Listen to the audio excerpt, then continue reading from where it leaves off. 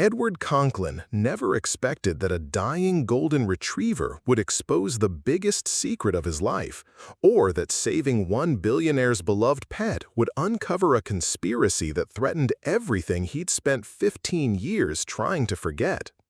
The fluorescent lights of Meridian Tower's 42nd floor hummed their familiar tune as Edward pushed his cleaning cart down the marble corridor at 11:47 p.m. At 53, he'd learned to find rhythm in the mundane. The soft squeak of wheels against polished stone, the gentle swish of his mop across pristine surfaces, the satisfying click of lights being turned off in offices where people made more in a day than he earned in a year. Edward had been cleaning these executive suites for 8 years now, invisible to the power brokers who ruled Westbridge City's financial district from behind floor-to-ceiling windows. He preferred it that way. Invisibility was safety. Anonymity was peace. The brass nameplate on his uniform simply read E. Conklin, Maintenance, and that was exactly how he wanted it. Before we jump back in, tell us where you're tuning in from, and if this story touches you, make sure you're subscribed, because tomorrow I've saved something extra special for you. His daughter Riley always teased him about his contentment with such a simple life. At 19, she was studying pre-med at Westbridge University on a scholarship he'd fought tooth and nail to secure, working double shifts and saving every penny for 4 years to make her dreams possible. She couldn't understand why a man who could recite veterinary anatomy textbooks from memory chose to spend his nights emptying trash cans and scrubbing toilets. "Dad, you're brilliant," she'd said just last week over their usual Friday dinner at Murphy's Diner. "You could teach veterinary science, maybe even go back to practice. Why do you insist on hiding?" Edward had smiled and changed the subject, the way he always did. How could he explain that some mistakes were too catastrophic to recover from? That some failures haunted you so completely that the thought of holding a scalpel again made your hands shake? That invisibility wasn't just a choice, it was penance. Tonight felt different, though. As Edward approached the corner office belonging to Victoria Ashford, CEO of Ashford Pharmaceutical Enterprises, he could hear something unusual through the thick mahogany door. Not the typical silence of after-hours executive suites, but a sound that made his blood run cold. The labored, irregular breathing of an animal in severe distress. Edward's hand froze on his master key. In 8 years of night maintenance, he'd never encountered anything like this. The Ashford building had strict policies about animals, and Victoria Ashford was known for her rigid adherence to corporate protocol. Yet the sounds coming from behind that door were unmistakably those of a large dog struggling to breathe. He knocked softly. "Miss Ashford, it's maintenance. Is everything all right?" The door opened to reveal a woman Edward had only seen from a distance, usually striding through the lobby in designer suits, commanding boardrooms with the confidence of someone who'd built a pharmaceutical empire from nothing. But this Victoria Ashford looked shattered. Her perfectly styled auburn hair was disheveled, her makeup smudged from tears, and her hands trembled as she gripped the doorframe. "I'm sorry," she whispered, her voice barely audible. "I know animals aren't allowed, but I couldn't leave him at home alone. He's dying, and the emergency vet says there's nothing more they can do." Behind her, Edward could see a magnificent golden retriever lying on the office couch, his chest rising and falling in the shallow, rapid pattern Edward recognized immediately as respiratory distress. The dog's gums had taken on the bluish tint of oxygen deprivation, and his eyes held that particular glassy look of an animal fighting to stay conscious. "His name is Chancellor," Victoria continued, her composure cracking completely. "He's been with me for 11 years, through everything. The divorce, the hostile takeover attempts, the cancer scare 3 years ago. The vet says his lungs are filling with fluid, probably congestive heart failure. They gave him maybe 2 hours." Edward stepped into the office, his maintenance cart forgotten in the hallway. Every instinct screamed at him to maintain his cover, to offer sympathetic words and retreat to the safety of his anonymity. But as he looked at Chancellor's labored breathing, 15 years of suppressed knowledge and skill surged to the surface, like water breaking through a dam. "Miss Ashford," he said quietly, kneeling beside the couch to examine the dog without touching him. "How long has he been breathing like this?" "About 4 hours. It started suddenly during dinner. I rushed him to Westbridge Animal Emergency, but Dr. Martinez said his heart is too weak for surgery. They wanted to put him to sleep, but I couldn't. I know it's selfish, but I just couldn't let go." Edward studied Chancellor's symptoms with an eye trained by years of specialized education and practice that Victoria couldn't possibly imagine.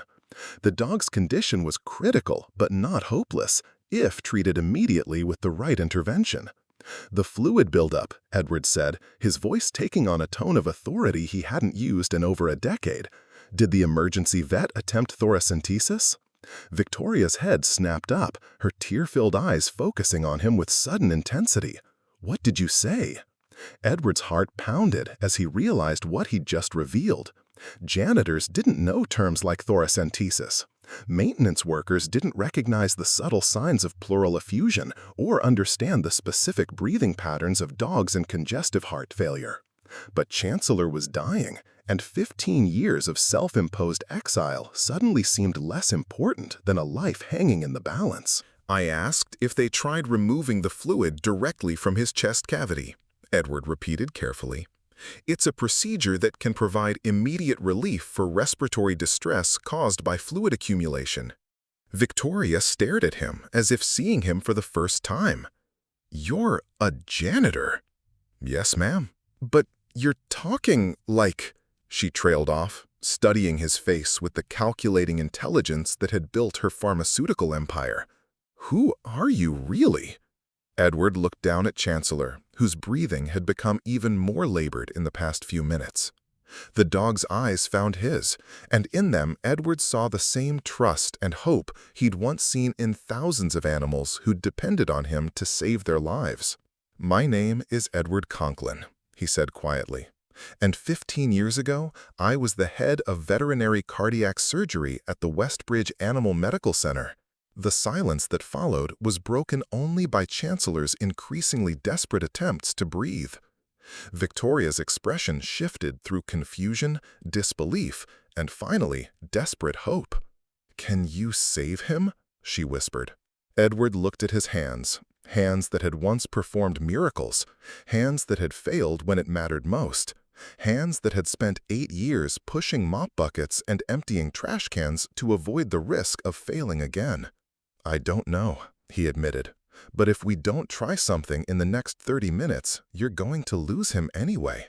In that moment, as Chancellor fought for each breath, and Victoria Ashford, one of the most powerful women in Westbridge City, looked at him with desperate faith, Edward Conklin realized that some secrets were meant to be revealed, some skills were meant to be used, and some choices could change everything. The question was whether he had the courage to risk everything he'd built on the hope that this time his hands wouldn't fail when a life depended on them. "There's an emergency veterinary kit in my car," he said, the words coming out before he could stop them. "If you're willing to trust a janitor who used to be something else, I might be able to help Chancellor breathe again." Victoria nodded without hesitation, and Edward knew that both their lives were about to change in ways neither of them could imagine. Preparing and narrating this story took us a lot of time, so if you are enjoying it, subscribe to our channel. It means a lot to us. Now, back to the story. The emergency veterinary kit that Edward retrieved from his battered Honda Civic contained equipment that would have impressed most practicing veterinarians. Digital stethoscope, portable ultrasound device, emergency medications, surgical instruments, all meticulously maintained despite years of disuse. Victoria watched in stunned silence as he transformed from invisible maintenance worker into focused medical professional. "Hold Chancellor steady," instructed, his voice carrying the calm authority of someone who'd performed this procedure hundreds of times. "I need to listen to his chest cavity to confirm the fluid location." The ultrasound revealed what Edward had suspected: massive pleural effusion causing Chancellor's lungs to collapse. Without immediate intervention, the 11-year-old golden retriever would suffocate within the hour. "This is going to sound insane," Edward said, drawing medication into a syringe with practiced precision. "But I need to perform thoracositants here in your office. If we try to transport him to an emergency clinic, he won't survive the journey." Victoria nodded without hesitation. "Do whatever you need to do." As Edward worked, inserting a chest tube with surgical precision, draining nearly 2 liters of fluid from Chancellor's chest cavity, Victoria peppered him with questions that revealed just how much his simple act of rescue had already changed both their lives. "The Westbridge Animal Medical Center," she said, recognition dawning in her voice. "That's where my mother took our family dog 20 years ago. You performed emergency surgery on a German shepherd named Duchess who'd been hit by a car." Edward's hands never wavered as he monitored Chancellor's improving breathing, but his expression tightened. "I remember Duchess. She made a full recovery. She lived another 8 years because of you. My mother always said you were the most gifted veterinary surgeon she'd ever met." Victoria paused, studying his face intently. "So, what's a man with your skills doing cleaning offices at midnight?" The question hung in the air as Chancellor's breathing steadied, his gums returning to a healthy pink as oxygen finally reached his lungs properly. Edward removed the chest tube and administered cardiac medications with the efficiency of someone for whom such procedures had once been routine.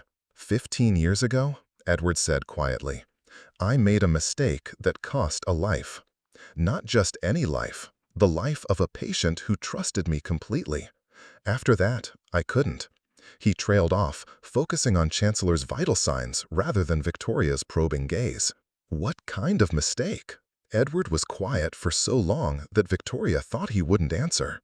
Finally, as Chancellor lifted his head for the first time in hours, Edward spoke with the weight of someone carrying years of guilt. "Emergency surgery on a 6-month-old Labrador puppy. Routine procedure I'd performed dozens of times. But I'd been working 18-hour days for weeks, and I was exhausted. My hands shook during a critical moment, and I nicked the main cardiac artery." Edward's voice became barely audible.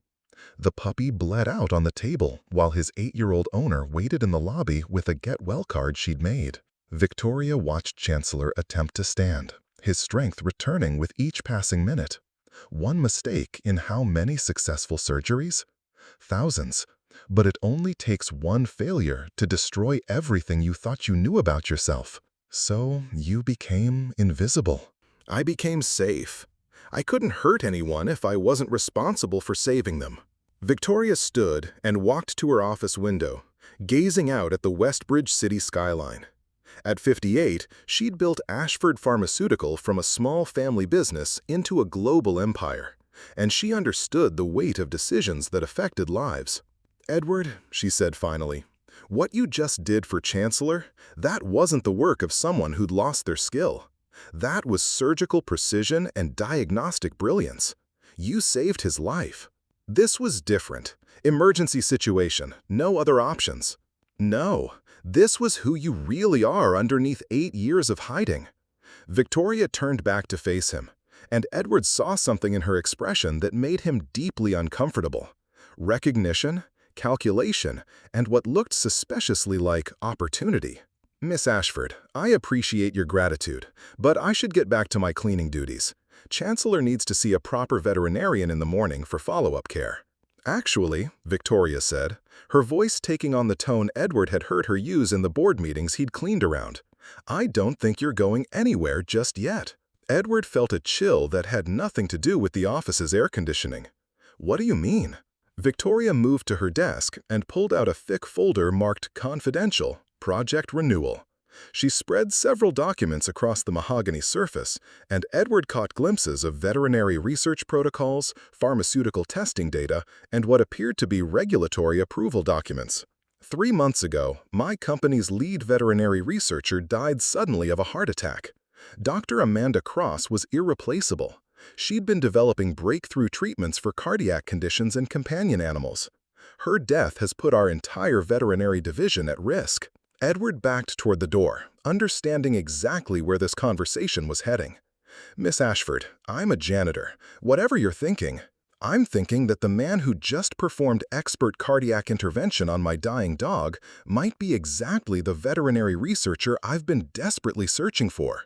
You don't understand. I can't go back to that world. The licensing board, the malpractice history, Edward. Victoria's voice cut through his protests with sharp authority. 6 months ago, I was diagnosed with stage 3 breast cancer. The experimental treatment that saved my life was developed by veterinary cardiac researchers working on similar conditions in dogs. The boundary between animal and human medicine is thinner than most people realize. She gestured toward Chancellor, who was now sitting up and showing interest in the water bowl Edward had provided. What you just did wasn't just veterinary medicine. It was surgical precision that could translate to breakthrough treatments for thousands of animals, and potentially save human lives in the process.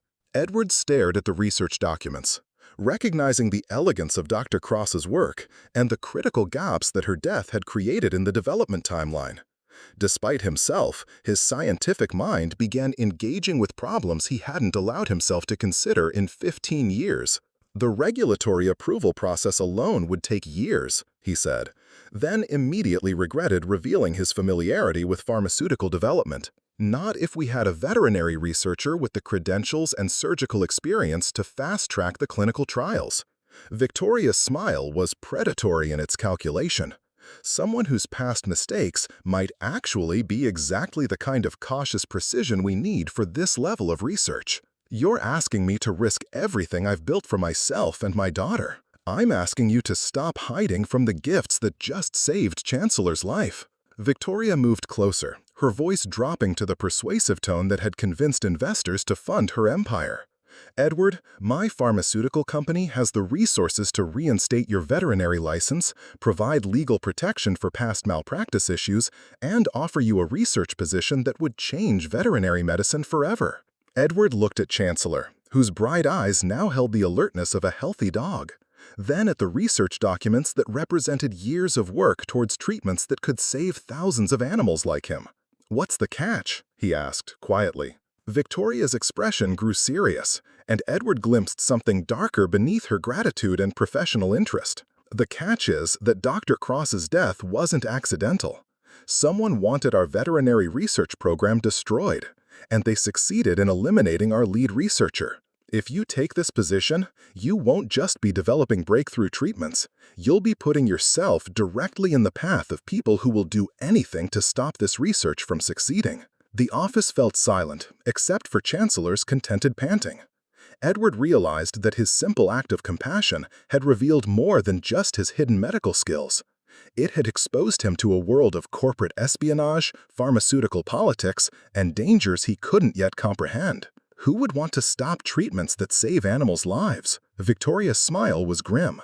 Competitors who profit from current treatments, regulatory officials who benefit from maintaining the status quo, and family members who believe that spending millions on animal research is a waste of resources that should go to human medicine instead. Edward felt the familiar vertigo of choices that carried consequences beyond his ability to predict. 8 years of safety and anonymity stood on one side, while the possibility of redemption and scientific breakthrough beckoned from the other. "I need time to think," he said finally. "You have until Monday morning," Victoria replied, handing him a business card with her direct number. "But, Edward, after what you've done tonight, after what you've revealed about yourself, do you really think you can go back to pushing a mop cart and pretending you're nobody special?" As Edward packed his emergency veterinary kit and prepared to return to his mundane maintenance duties, he caught sight of his reflection in Victoria's office window. For the first time in 15 years, he didn't see a failed veterinarian hiding from his past. He saw a man who just remembered why he'd become a doctor in the first place. The question was whether he had the courage to risk everything he'd built on the possibility that this time his hands might save lives instead of destroying them. The weekend that followed Edward's revelation in Victoria's office passed in a blur of sleepless nights and impossible decisions. Riley noticed her father's distraction immediately when he picked her up from her Saturday shift at the campus bookstore. "Dad, you look like you've seen a ghost," she said, sliding into the passenger seat of his Honda. "And why do you smell like antiseptic? You don't use medical-grade disinfectant for office cleaning." Edward had always marveled at his daughter's observational skills, traits that would serve her well in medical school if he could continue affording her education. Now, those same instincts were making it impossible to hide the turmoil that Victoria's offer had created in his carefully ordered world. "Just a rough week at work," he said, but Riley's skeptical expression told him she wasn't buying the evasion. "Dad, I've been thinking about something. You never told me exactly why you left veterinary medicine. I know Mom's illness was expensive, but your student loans were already paid off, and veterinary surgeons make good money. What really happened?"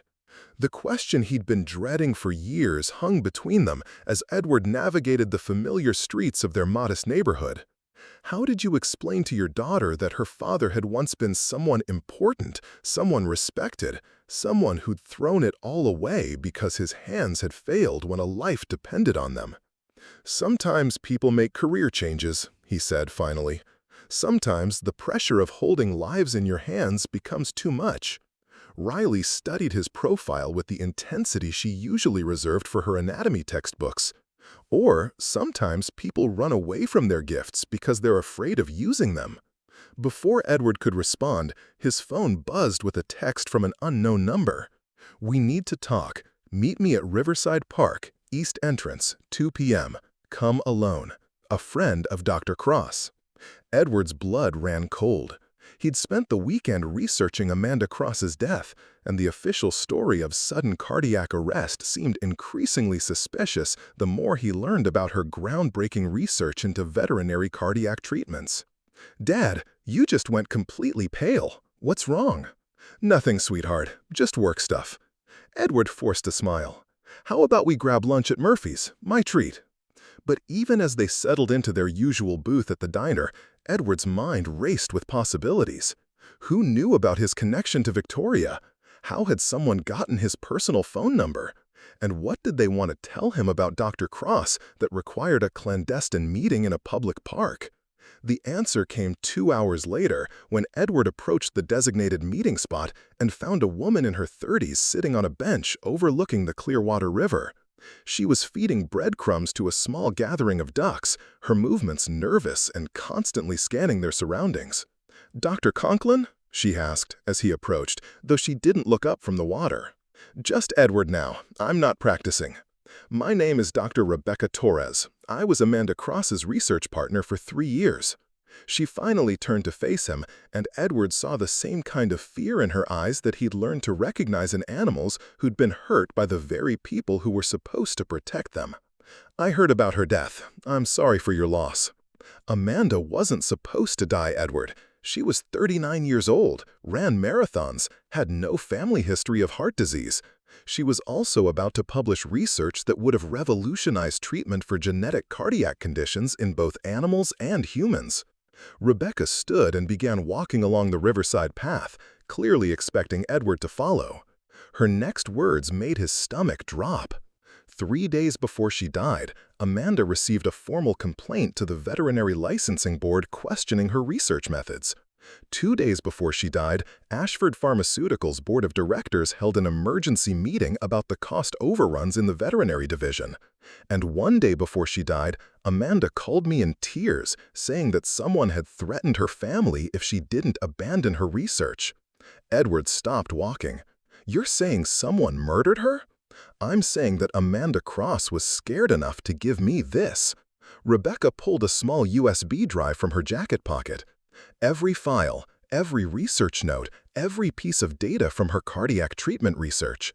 She said if anything happened to her, I should find someone with the surgical skills and moral courage to continue her work. "Why me? I'm nobody. I clean offices."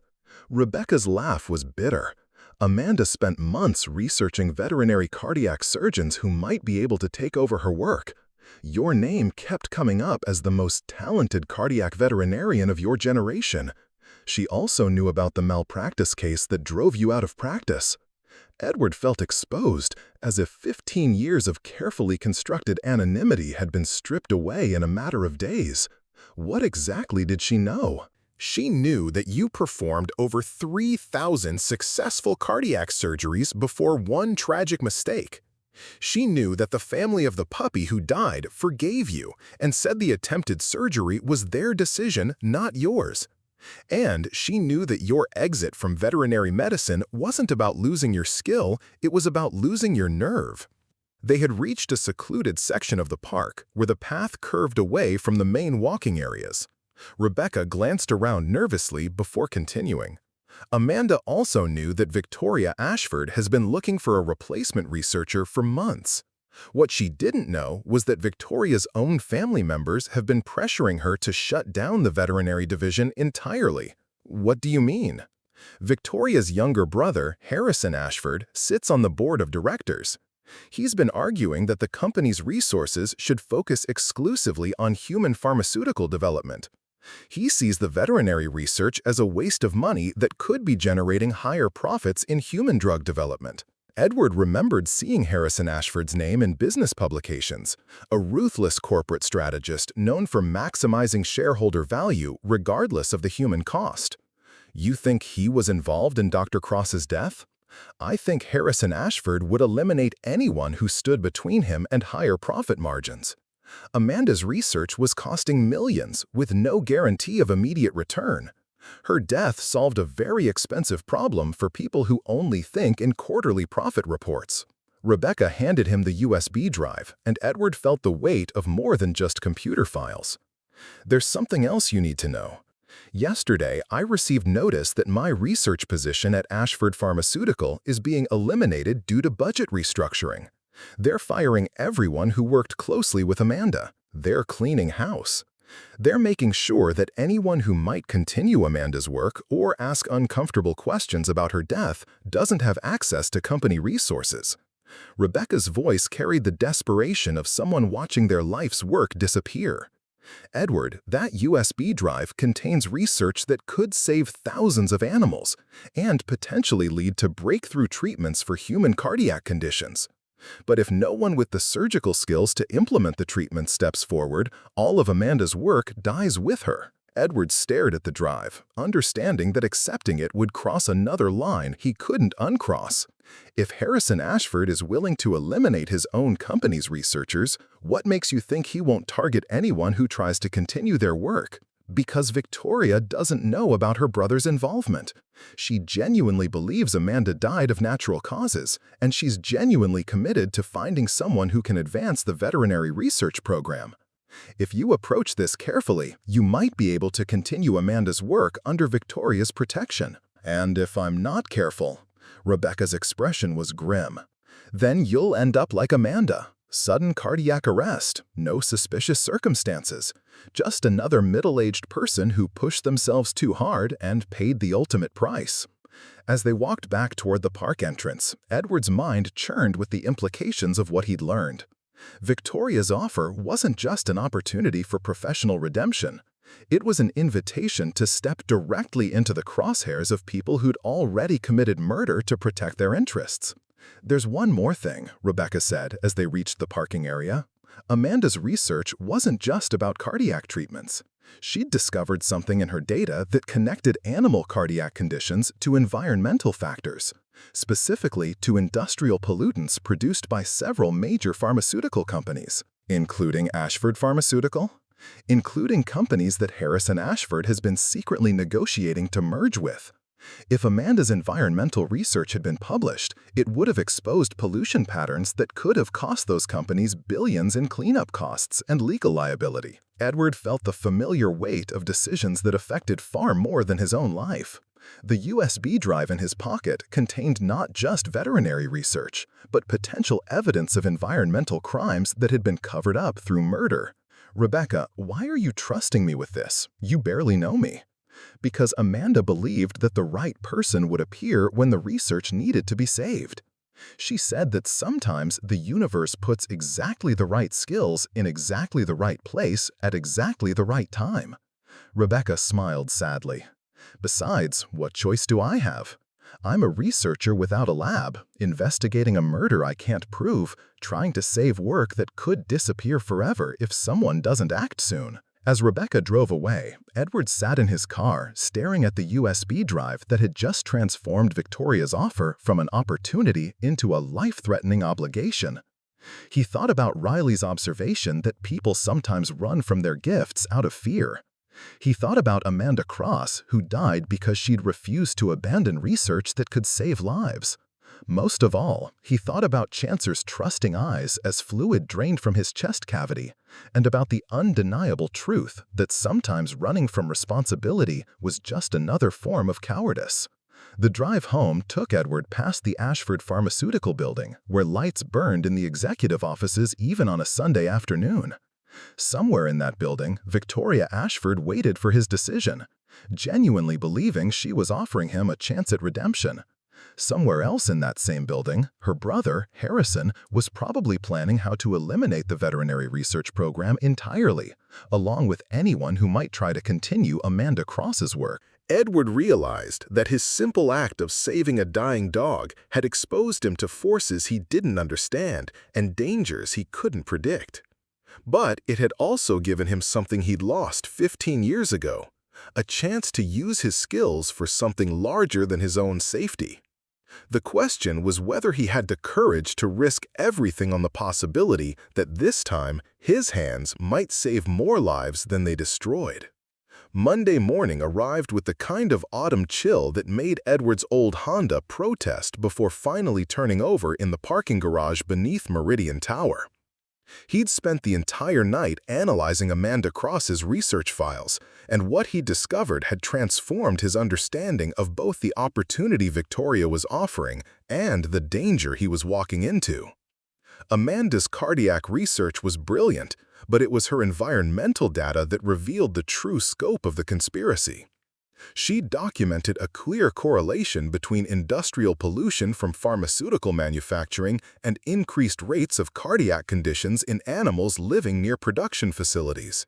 More damning still, she'd identified specific chemical compounds that Harrison Ashford's potential merger partners were releasing into water systems throughout the region. Edward's hands had trembled as he'd read Amanda's final research notes, dated just 2 days before her death. Environmental cardiac triggers confirmed in lab analysis. Industrial pollutants from Meridian Chemical, Westbridge Pharma, and Clearwater Industries directly linked to cardiac failure in test subjects. HA must not learn of these findings until publication is secure. Too much money at stake. Now, as Edward pushed his cleaning cart toward the executive floors for what might be his final shift as invisible maintenance staff, he carried more than just Amanda's USB drive. He carried the weight of understanding exactly why she'd been murdered and exactly how much danger he was stepping into. The elevator doors opened on the 42nd floor to reveal Dr. Patricia Wells, Ashford Pharmaceuticals' head of regulatory affairs, deep in heated conversation with someone Edward couldn't see around the corner. "The veterinary division is hemorrhaging money," a male voice was saying with the sharp authority Edward recognized as Harrison Ashford. "Amanda's death was unfortunate, but it's also an opportunity to restructure our research priorities toward more profitable human applications." "Victoria won't authorize shutting down the entire program," Dr. Wells replied, her voice carrying the weariness of someone fighting a losing battle. "She's convinced that the veterinary research will lead to breakthrough human treatments. Victoria's sentimental attachment to her pet project will bankrupt this division if we don't act decisively. I've already identified 3 veterinary researchers whose positions can be eliminated by the end of the month." Edward slowed his cart, positioning himself within earshot while appearing to focus on organizing his cleaning supplies. "What about the replacement researcher she's interviewing, the former surgeon she found?" Harrison's laugh was cold. "Edward Conklin, a washed-up veterinarian who hasn't practiced in 15 years? His licensing was revoked for malpractice. Even if Victoria's desperate enough to hire him, he won't last 6 months under the pressure of real research expectations." Dr. Wells's voice dropped to a whisper that Edward had to strain to hear. "Harrison, there are rumors about Amanda's death. Some of the research staff are asking questions about the timing, about the sudden cardiac arrest in someone so young and healthy." "Dr. Wells, I suggest you focus on your regulatory responsibilities rather than entertaining conspiracy theories. Amanda Cross was under enormous stress, working impossible hours, and her health suffered as a result. Anyone who suggests otherwise is clearly not suited for the demanding environment of pharmaceutical research. The threat in Harrison's voice was unmistakable, and Edward understood that Dr. Wells had just been warned to stop asking uncomfortable questions or face the same fate as Amanda. "Of course," Dr. Wells said quickly, "I simply want to ensure that we're handling the transition appropriately. The transition will be handled exactly as I see fit. Victoria may run this company, but the board of directors ultimately determines resource allocation, and the board is very interested in maximizing profitability rather than indulging sentimental research projects." Edward waited until both voices faded down the corridor before emerging from his hiding spot. His mind raced with the implications of what he'd overheard. Harrison wasn't just opposed to the veterinary research, he was actively planning to destroy it, regardless of Victoria's wishes. More troubling still, he seemed confident that the board would support him over his own sister. The sound of approaching footsteps made Edward quickly return to his cleaning routine, but instead of Harrison or Dr. Wells, he found himself face to face with Victoria herself. She looked exhausted but determined, and Chancellor padded beside her on a leash, his breathing easy and his eyes bright with recovered health. "Edward, I was hoping to find you. I wanted to show you how well Chancellor is doing and to see if you've made your decision about the research position." Edward glanced around the empty corridor, then made a choice that would have seemed impossible just a week ago. "Miss Ashford, we need to talk privately. There are things about your veterinary research program that you need to know." 20 minutes later, they sat in Victoria's office with the door locked and Chancellor contently napping on his favorite couch. Edward had spread Amanda's research files across Victoria's desk, watching her expression change from curiosity to horror as she absorbed the true scope of what her lead researcher discovered. "Environmental cardiac triggers," Victoria said slowly, her business acumen immediately grasping the implications.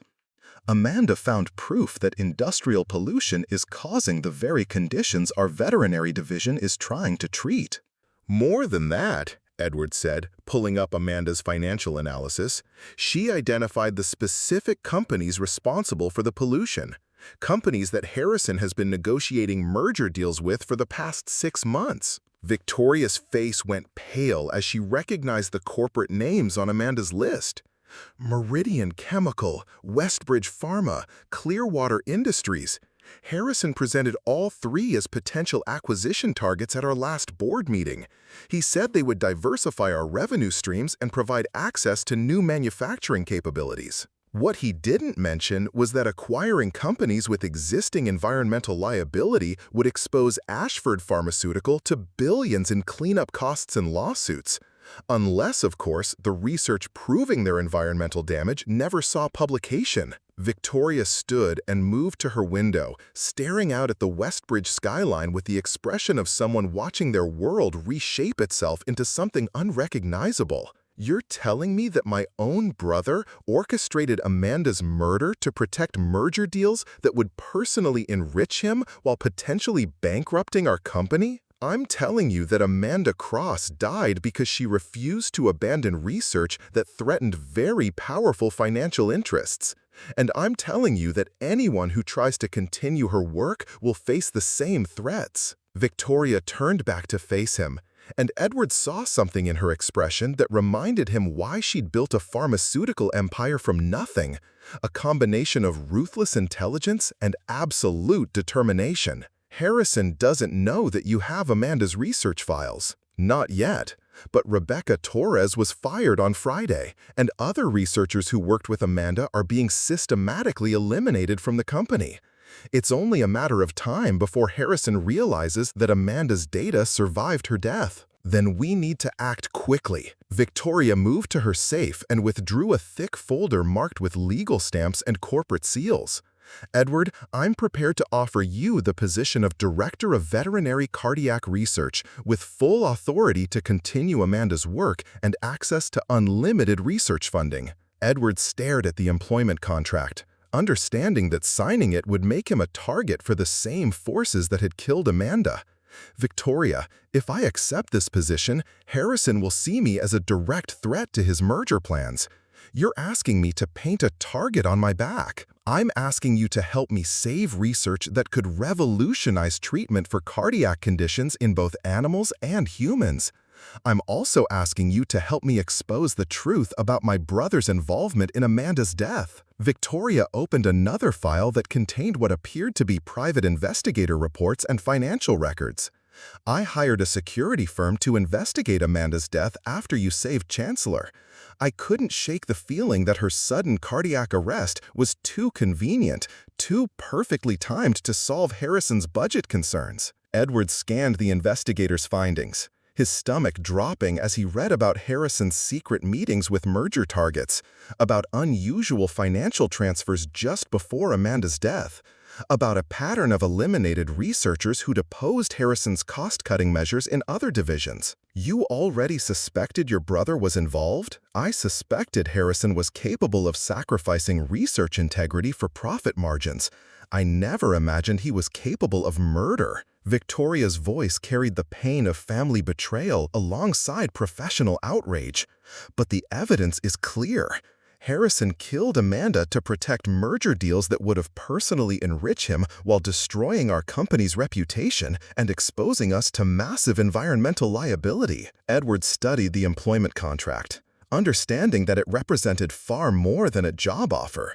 It was an invitation to join a battle between siblings that would determine not just the future of Ashford Pharmaceutical, but the fate of groundbreaking research that could save thousands of lives. If I sign this, Harrison will try to destroy me the same way he destroyed Amanda. If you sign this, you'll have the full resources of Ashford Pharmaceutical and my personal protection to continue Amanda's work.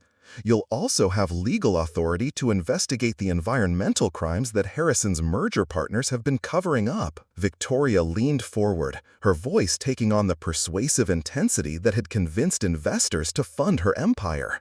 Edward, 15 years ago, you made one mistake that cost one life. Here's your chance to save thousands of lives while exposing environmental crimes that affect entire communities. Edward looked at Chancellor, peacefully sleeping on the couch where he'd nearly died just 3 days earlier. He thought about Riley, whose medical school dreams depended on his ability to provide financial stability. He thought about Amanda Cross, who died protecting research that could change veterinary medicine forever. Most of all, he thought about the USB drive in his pocket, containing evidence that industrial pollution was systematically killing animals throughout the region, while corporate executives profited from both the pollution and the treatments for the conditions it caused. There's one more thing, Victoria said, producing a final document from her safe. Amanda's research wasn't just about cardiac treatments. She'd identified genetic markers that could predict which animals were most susceptible to environmental cardiac triggers. With the right surgical intervention and preventative treatments, we could essentially eliminate pollution-induced cardiac disease in domestic animals. Edward's breath caught as he absorbed the implications. She'd found a way to prevent the conditions entirely, not just treat them after they developed, which would eliminate the need for ongoing expensive treatments and dramatically reduce profit margins for companies that manufacture cardiac medications, including some of Harrison's merger targets. The office fell silent, except for Chancellor's contented breathing. Edward realized that Amanda's murder hadn't just been about protecting merger deals. It had been about preventing the development of treatments that would eliminate entire profit centers for pharmaceutical companies that specialized in cardiac medications. Victoria, Edward said quietly, if I sign this contract and continue Amanda's research, we won't just be fighting Harrison. We'll be taking on an entire industry that profits from keeping animals sick rather than making them healthy. Then it's a good thing, Victoria replied, that we're not going into this fight alone. She handed him a business card that made Edward's eyes widen in surprise. Dr. Elena Rodriguez, Director of Veterinary Medicine at Westbridge University. someone whose reputation for integrity and scientific excellence was legendary throughout the veterinary community. Dr. Rodriguez has been following Amanda's research for months. She's prepared to provide academic support and independent verification of any findings we publish. She's also willing to testify about environmental cardiac triggers if legal proceedings become necessary. Edward held the employment contract in hands that no longer trembled with uncertainty.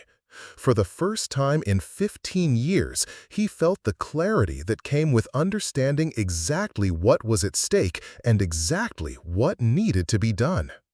The question was whether he had the courage to sign his name to a document that would make him the next target in a war he was only beginning to understand. Edward's signature on the employment contract felt like signing his own death warrant, but it also felt like reclaiming 15 years of his life. Within hours of accepting the position as Director of Veterinary Cardiac Research, Victoria had provided him with a state-of-the-art laboratory, unlimited research funding, and something he hadn't expected, a security detail that followed him discreetly wherever he went.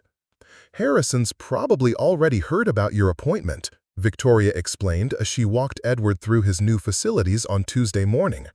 "Corporate personnel changes get distributed to the board within hours. He'll know by now that the veterinary division has new leadership." The laboratory was everything Edward had dreamed of during his years pushing mop buckets: advanced surgical equipment, cutting-edge diagnostic technology, and research capabilities that surpassed even the university facilities where he'd trained decades ago. But it was Amanda Cross's personal research station that took his breath away.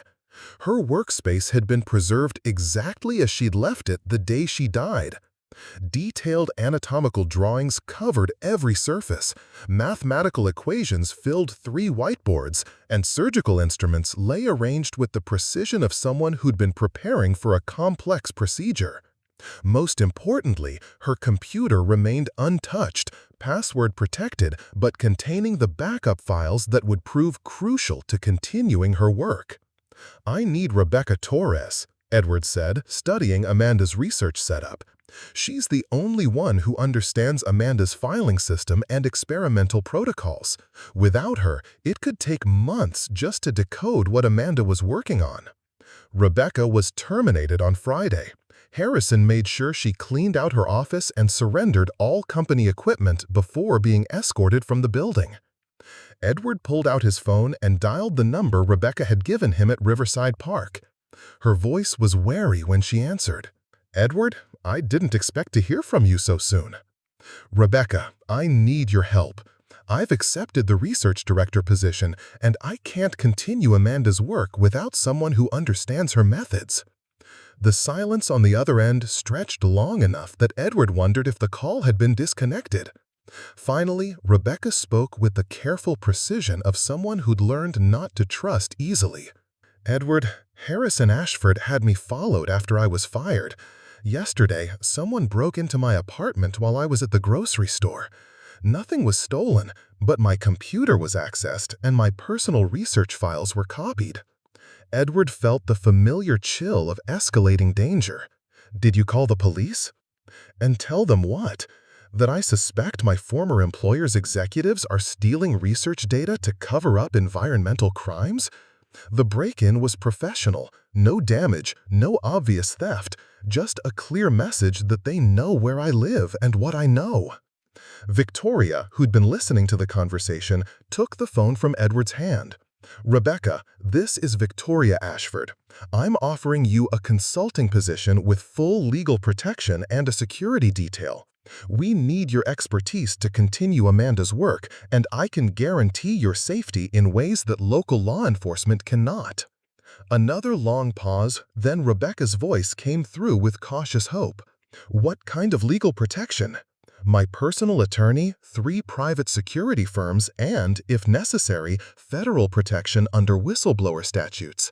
"Rebecca, what you and Amanda discovered about environmental cardiac triggers isn't just veterinary research. It's evidence of federal environmental crimes that could trigger massive investigations." I'll be there in an hour."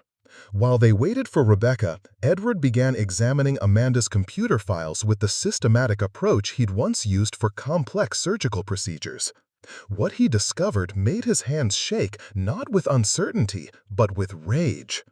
Amanda hadn't just identified environmental cardiac triggers, she'd documented a deliberate pattern of pharmaceutical companies creating the very problems their medications were designed to treat. Meridian Chemicals' industrial runoff contained compounds that directly caused cardiac inflammation in animals, while Meridian's subsidiary company manufactured the most expensive cardiac medications used to treat those same conditions. "It's a perfect closed loop," Edward said, showing Victoria the interconnected corporate ownership charts Amanda had created. They poison the environment to create cardiac conditions, then profit from treating those conditions with medications that cost thousands per year per animal. Victoria studied the documentation with the expression of someone watching her entire understanding of corporate ethics collapse. Harrison isn't just protecting merger deals, he's protecting a business model based on deliberately causing the diseases we claim to treat. The laboratory door opened to admit Rebecca Torres, flanked by two discreet security personnel who positioned themselves outside. Rebecca looked exhausted and frightened, but her eyes blazed with the same determination that had driven Amanda to risk everything for her research. "Show me what you found," she said without preamble. For the next 3 hours, the three of them worked through Amanda's files with the intensity of archaeologists uncovering a lost civilization, for the intimate knowledge of Amanda's methodology allowed them to decode research protocols that would have taken Edward weeks to understand independently. "Here," Rebecca said, pointing to a series of genetic analysis reports, "Amanda discovered that certain dog breeds are genetically predisposed to environmental cardiac triggers. Golden retrievers, Labrador retrievers, German shepherds, the most popular family pets, are also the most vulnerable to pollution-induced cardiac disease." Edward felt a chill as he remembered Chancellor's near-death experience. So families who choose the most beloved dog breeds are unknowingly selecting animals that will develop expensive cardiac conditions if exposed to industrial pollution, which creates a captive market of desperate pet owners willing to pay anything to save their animals' lives, Victoria added grimly. The emotional bond between families and their pets makes price irrelevant when cardiac medications are the only treatment option. Rebecca pulled up Amanda's most damning research, controlled studies showing that animals removed from polluted environments and provided with preventative treatments never developed cardiac conditions, while control groups exposed to industrial chemicals invariably developed severe cardiac disease within 18 months. Amanda proved that environmental cardiac disease is completely preventable, Rebecca said, but prevention eliminates the need for ongoing expensive treatments.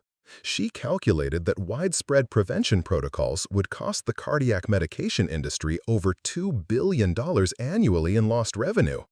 Edward understands now why Amanda had been murdered. Her research didn't just threaten Harrison's merger deals. It threatened to expose an entire industry built on deliberately creating and then profiting from animal suffering. "There's more," Rebecca continued, opening Amanda's final research files. She'd identified the specific genetic markers that make certain animals vulnerable to environmental cardiac triggers.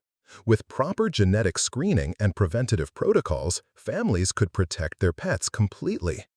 Victoria leaned back in her chair, her face pale with the implications. "Rebecca, you're telling me that Amanda developed a way to eliminate environmental cardiac disease entirely, not just treat it, but prevent it from ever developing?" "I'm telling you that Amanda Cross had the knowledge to save hundreds of thousands of animals from unnecessary suffering and death. She also had evidence that could send dozens of pharmaceutical executives to federal prison for environmental crimes." The laboratory fell silent as they absorbed the full scope of what Amanda had died protecting. Edward looked at the genetic screening protocols, the prevention strategies, the environmental remediation procedures that could revolutionize veterinary medicine and animal welfare. "How close was she?" he asked. 2 weeks, Rebecca said quietly. She was planning to submit her findings to the Journal of Veterinary Medicine and simultaneously file complaints with the Environmental Protection Agency. She'd already contacted investigative journalists at 3 major newspapers. Edward felt the weight of responsibility settling on his shoulders like surgical scrubs he'd thought he'd never wear again. So if we continue her work, if we publish her findings and implement her prevention protocols, we're not just advancing veterinary medicine, we're destroying a multi-billion-dollar industry built on animal suffering. Which explains why they killed her, Victoria said with the cold fury of someone who'd finally understood the full scope of her brother's betrayal. And why they'll try to kill anyone who attempts to continue her work. Rebecca stood and walked to Amanda's whiteboard, tracing the mathematical equations that represented years of groundbreaking research. Edward, I need to know, are you prepared to risk everything to save animals who can't protect themselves? Because once we publish Amanda's findings, there will be no going back. Every pharmaceutical company with ties to environmental cardiac triggers will want us silenced permanently. Edward thought about Chancellor, breathing easily on Victoria's office couch after nearly dying from the very conditions Amanda's research could prevent. He thought about Riley, whose dreams of becoming a doctor were built on the same foundation of healing that had once driven him to veterinary medicine. He thought about the thousands of families who watched their beloved pets suffer from cardiac conditions that could be completely prevented. Most of all, he thought about Amanda Cross, who died protecting research that could transform veterinary medicine from an industry that profits from treating disease to one that prevented suffering entirely. I'm prepared, he said, his voice carrying the conviction of someone who'd finally remembered why he'd become a healer in the first place. But we need to be smart about this. If we're going to expose an industry built on animal suffering, we need irrefutable evidence and protection that can't be bought or intimidated. Victoria smiled with the predatory satisfaction of someone who'd built an empire by outmaneuvering competitors who'd underestimated her. Edward, you're about to learn that some battles are worth fighting not because you're certain to win, but losing means accepting a world where profit matters more than preventing suffering. She pulled out her phone and dialed a number that made Rebecca's eyes widen in recognition. Dr. Rodriguez, this is Victoria Ashford. We need to meet tonight, all of us. It's time to finish what Amanda started. As evening approached and they prepared for a meeting that would either save Amanda's research or paint targets on all their backs, Edward realized that his simple act of saving a dying dog had led him to a moment of choice that would define not just his own future, but the future of every animal suffering from preventable cardiac disease. The question was whether 3 people armed with truth and determination could defeat an industry armed with billions of dollars and a willingness to kill anyone who threatened their profits. Tomorrow, they would find out.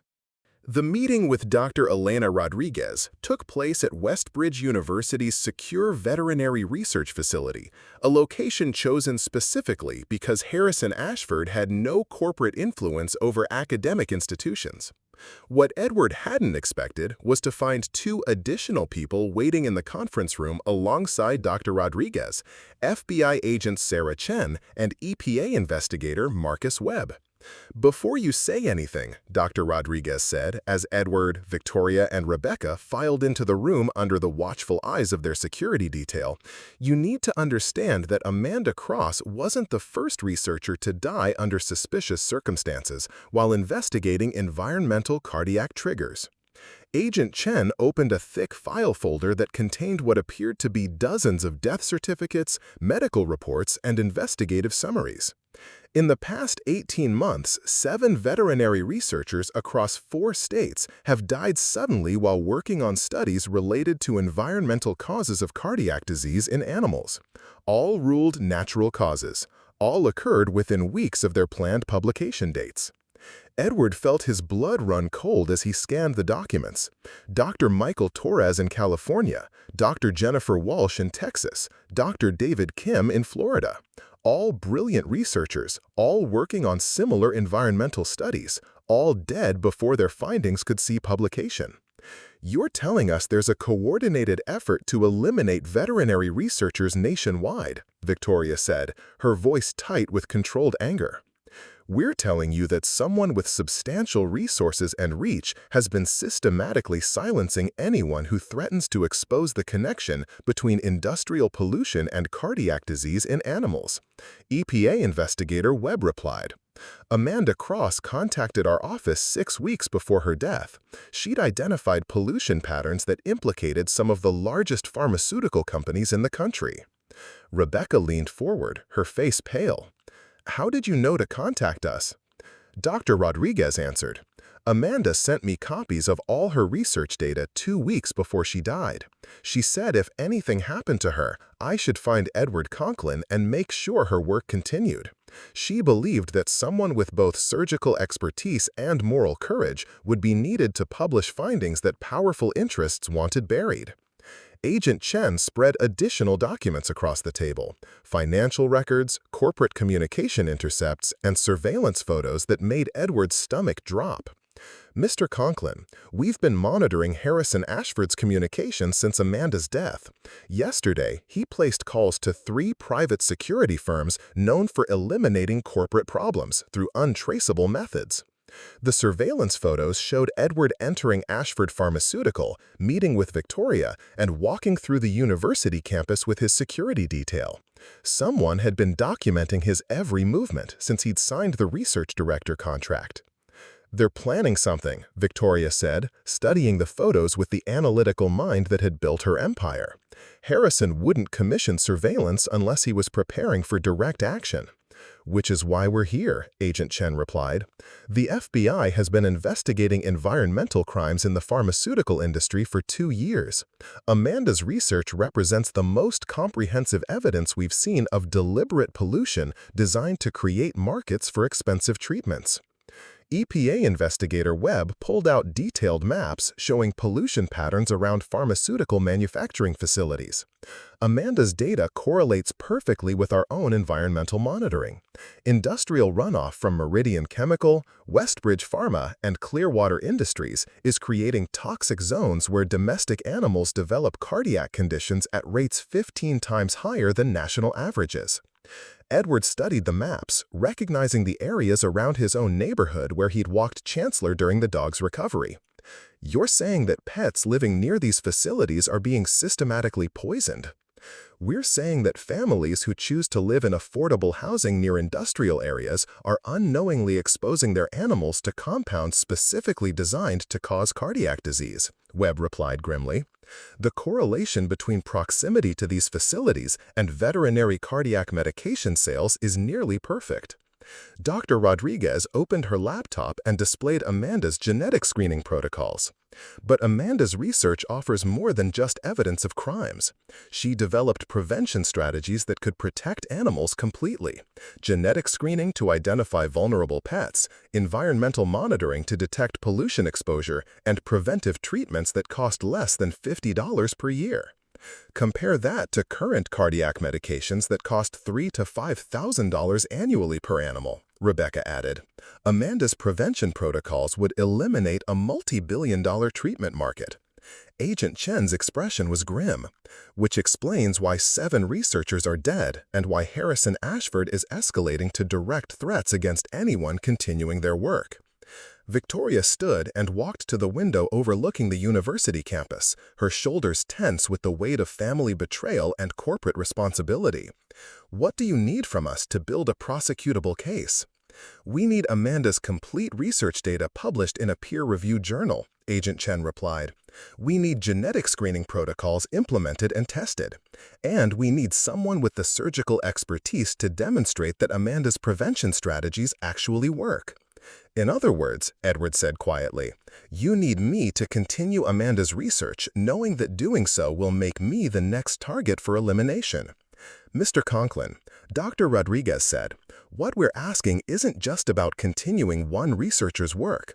We're asking you to help us expose an entire industry built on deliberately creating animal suffering for profit." The room fell silent as Edward absorbed the full scope of what was being asked of him. This wasn't just about veterinary research or corporate corruption. It was about fundamentally changing how animal health care was approached, from treating disease to preventing it entirely. "There's something else," Agent Chen said, producing a final folder marked classified. "Our investigation has uncovered evidence that the pharmaceutical companies involved in environmental cardiac manipulation are planning to expand their operations internationally. They're negotiating contracts with developing countries where environmental regulations are minimal and pet ownership is rapidly increasing." Edward felt sick as he understood the implications. They want to export their poison and treat business model globally. Within 5 years, they could be systematically creating cardiac disease in animals across 3 continents while selling the only available treatments, Webb confirmed. Amanda's research isn't just about saving American pets, it's about preventing a global epidemic of deliberately induced animal suffering. Victoria turned back to face the group, her expression carrying the steel determination that had built Ashford Pharmaceutical into a global enterprise. "What's our timeline?" "Harrison has called an emergency board meeting for Friday," Agent Chen said. "According to our surveillance, he's planning to present evidence that the veterinary division is financially unsustainable and should be eliminated entirely. He's also prepared legal documentation to have you declared mentally incompetent to make business decisions." Edward's head snapped up. "He's using the same strategy they tried on Evelyn Armitage in the story Rebecca told me." "Harrison Ashford didn't invent corporate family manipulation," Dr. Rodriguez said grimly, "but he's perfected it. Our sources indicate he has medical documentation prepared to suggest that your attachment to the veterinary research represents emotional instability following your cancer treatment." Victoria's laugh was bitter. "My own brother is planning to have me declared incompetent so he can eliminate Amanda's research and complete his merger deals with the companies that killed her. Which means we have 4 days to publish Amanda's findings, implement her prevention protocols, and gather enough evidence to protect all of you from elimination," Agent Chen said. "After Friday's board meeting, Harrison will have unlimited corporate resources to silence anyone who threatens his plans." Rebecca stood and moved to Amanda's research displays, tracing the mathematical equations that represented years of groundbreaking work. "Amanda spent 3 years developing these protocols. You're asking us to validate, publish, and implement everything in 4 days. We're asking you to save Amanda's research before Harrison destroys it and kill everyone who understands its importance," Webb replied bluntly. Edward looked around the room at the faces of people who chose to risk everything to expose an industry built on animal suffering. Dr. Rodriguez, whose academic reputation would be destroyed if their accusations proved unfounded. Agent Chen and Investigator Webb, whose careers depended on building cases that could withstand legal challenges from billion-dollar corporations. Victoria, whose family would be torn apart by exposing her brother's crimes. Rebecca, who'd already lost her job and her security for protecting Amanda's work. "If we do this," Edward said slowly, "if we publish Amanda's research and expose the environmental crimes, we're not just fighting Harrison Ashford, we're taking on every pharmaceutical company that profits from treating pollution-induced disease." "Yes," Agent Chen replied simply. "And if we succeed, we'll revolutionize animal health care by proving that most cardiac disease can be prevented rather than just treated." "Yes." "And if we fail, we'll all end up like Amanda Cross and the 7 other researchers who died protecting this information." "Probably." Edward thought about Chancellor, healthy and happy because Victoria had refused to accept that cardiac failure was inevitable. He thought about Riley, whose dreams of becoming a doctor were built on the same foundation of healing that had driven him to veterinary medicine. He thought about the thousands of families who would watch their pets suffer from completely preventable cardiac disease if Amanda's research remained buried. Most of all, he thought about Amanda Cross, who died protecting research that could save hundreds of thousands of animals from unnecessary suffering. "Dr. Rodriguez," Edward said, his voice carrying the authority of someone who'd finally accepted his true calling, "how quickly can you prepare Amanda's research for peer review and publication? If we work around the clock with your surgical expertise to validate her prevention protocols, we could have everything ready for emergency publication by Thursday evening." Agent Chen, what kind of protection can you provide during the implementation phase? Full federal protection under whistleblower statutes, plus coordination with international law enforcement if Harrison tries to flee the country with evidence of environmental crimes. Edward looked at Victoria, whose expression mixed grief for her brother's betrayal with determination to honor Amanda's sacrifice. Are you prepared to destroy your family to save Amanda's research? I'm prepared to choose between profit and principle, Victoria replied. Amanda died because she believed that preventing animal suffering was more important than protecting pharmaceutical profits. I intend to prove she was right. As the meeting broke up and they prepared for 4 days that would determine the future of veterinary medicine, Edward realized that his simple act of saving a dying dog had led him to a moment where the fate of millions of animals hung in the balance. The question was whether their small group of researchers, investigators, and one reformed janitor could expose crimes that an entire industry had killed to protect. Starting tomorrow, they would find out if truth and determination could defeat billions of dollars, and a willingness to eliminate anyone who threatened corporate profits built on animal suffering. The breakthrough came at 3:47 a.m. on Wednesday morning when Edward was reviewing Amanda's surgical videos for the 100th time, searching for validation protocols that could be implemented within their impossible timeline.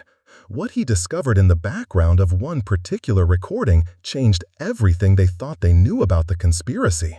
"Rebecca, Victoria, you need to see this immediately," Edward called, his voice tight with a mixture of excitement and horror.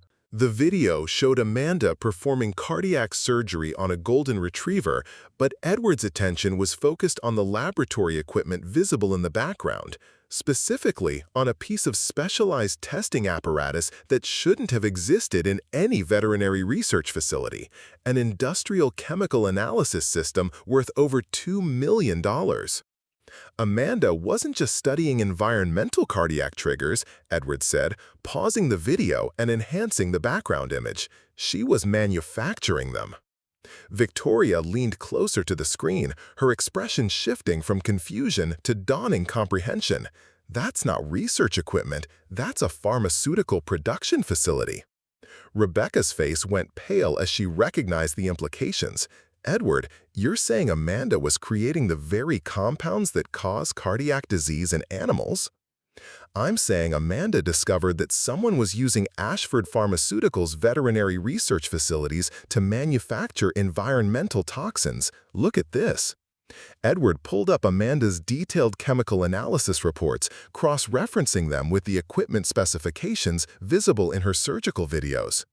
What emerged was a picture of systematic deception that went far beyond anything they'd imagined. Someone had been using Amanda's legitimate research as cover for a clandestine chemical production operation, creating the exact compounds that were causing cardiac disease in animals throughout the region. The pollution isn't coming from external pharmaceutical companies, Edward said, his voice barely above a whisper. It's being manufactured right here in Ashford Pharmaceuticals' own facilities under the cover of legitimate veterinary research. Victoria stood and walked to the laboratory window, staring out at the corporate campus she'd built with the expression of someone watching their life's work crumble. Harrison hasn't been protecting merger deals with polluting companies. He's been running a shadow operation to create pollution that generates demand for our own cardiac medications.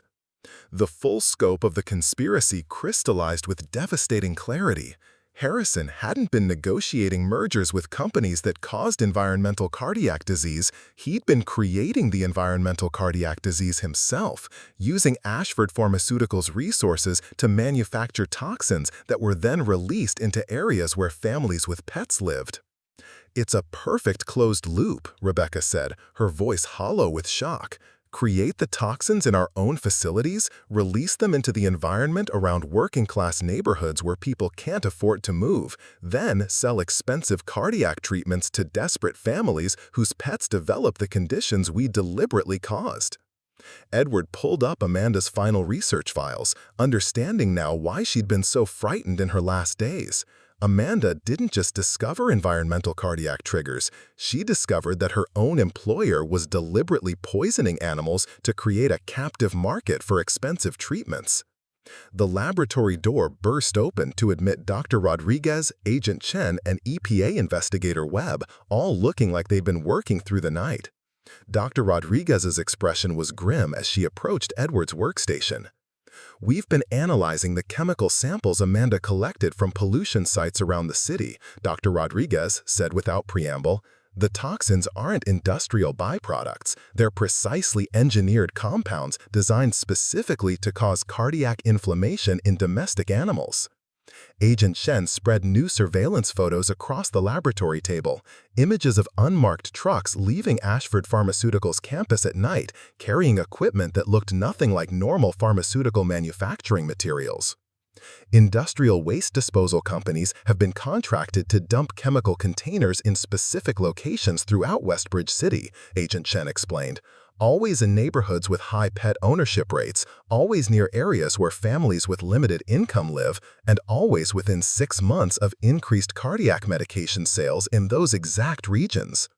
EPA investigator Webb opened his laptop and displayed real-time chemical monitoring data from sites throughout the city.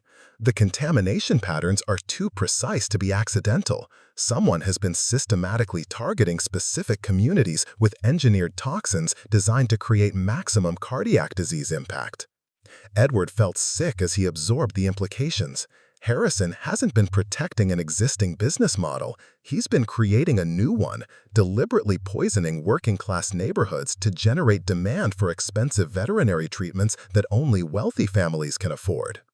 "Which explains why Amanda was killed," Victoria said, her voice carrying the cold fury of someone who'd finally understood the full scope of her brother's betrayal. She didn't just threaten to expose environmental crimes, she threatened to reveal that Ashford Pharmaceutical was systematically poisoning innocent families and their pets for profit. Rebecca moved to Amanda's research station and began pulling up files that took on new meaning in light of their discovery. "Look at this. Amanda's surgical success rates were nearly perfect, but only for animals removed from contaminated areas within the first few months of exposure." Edward studied Amanda's surgical outcomes data, recognizing patterns that he'd missed in his initial analysis. She wasn't just treating cardiac disease, she was documenting the progression of deliberately induced toxicity. Animals that were moved away from contamination sources and provided with preventative treatments made complete recoveries. "Because Amanda had developed both the poison and the antidote," Dr. Rodriguez said grimly. "Her prevention protocols weren't just general cardiac protection, they were specific countermeasures designed to neutralize the exact toxins that Harrison was manufacturing." The laboratory fell silent as they absorbed the full horror of what they'd uncovered. This wasn't just environmental crime or corporate corruption. It was systematic poisoning of innocent families and their beloved pets, designed to create suffering that could be exploited for profit.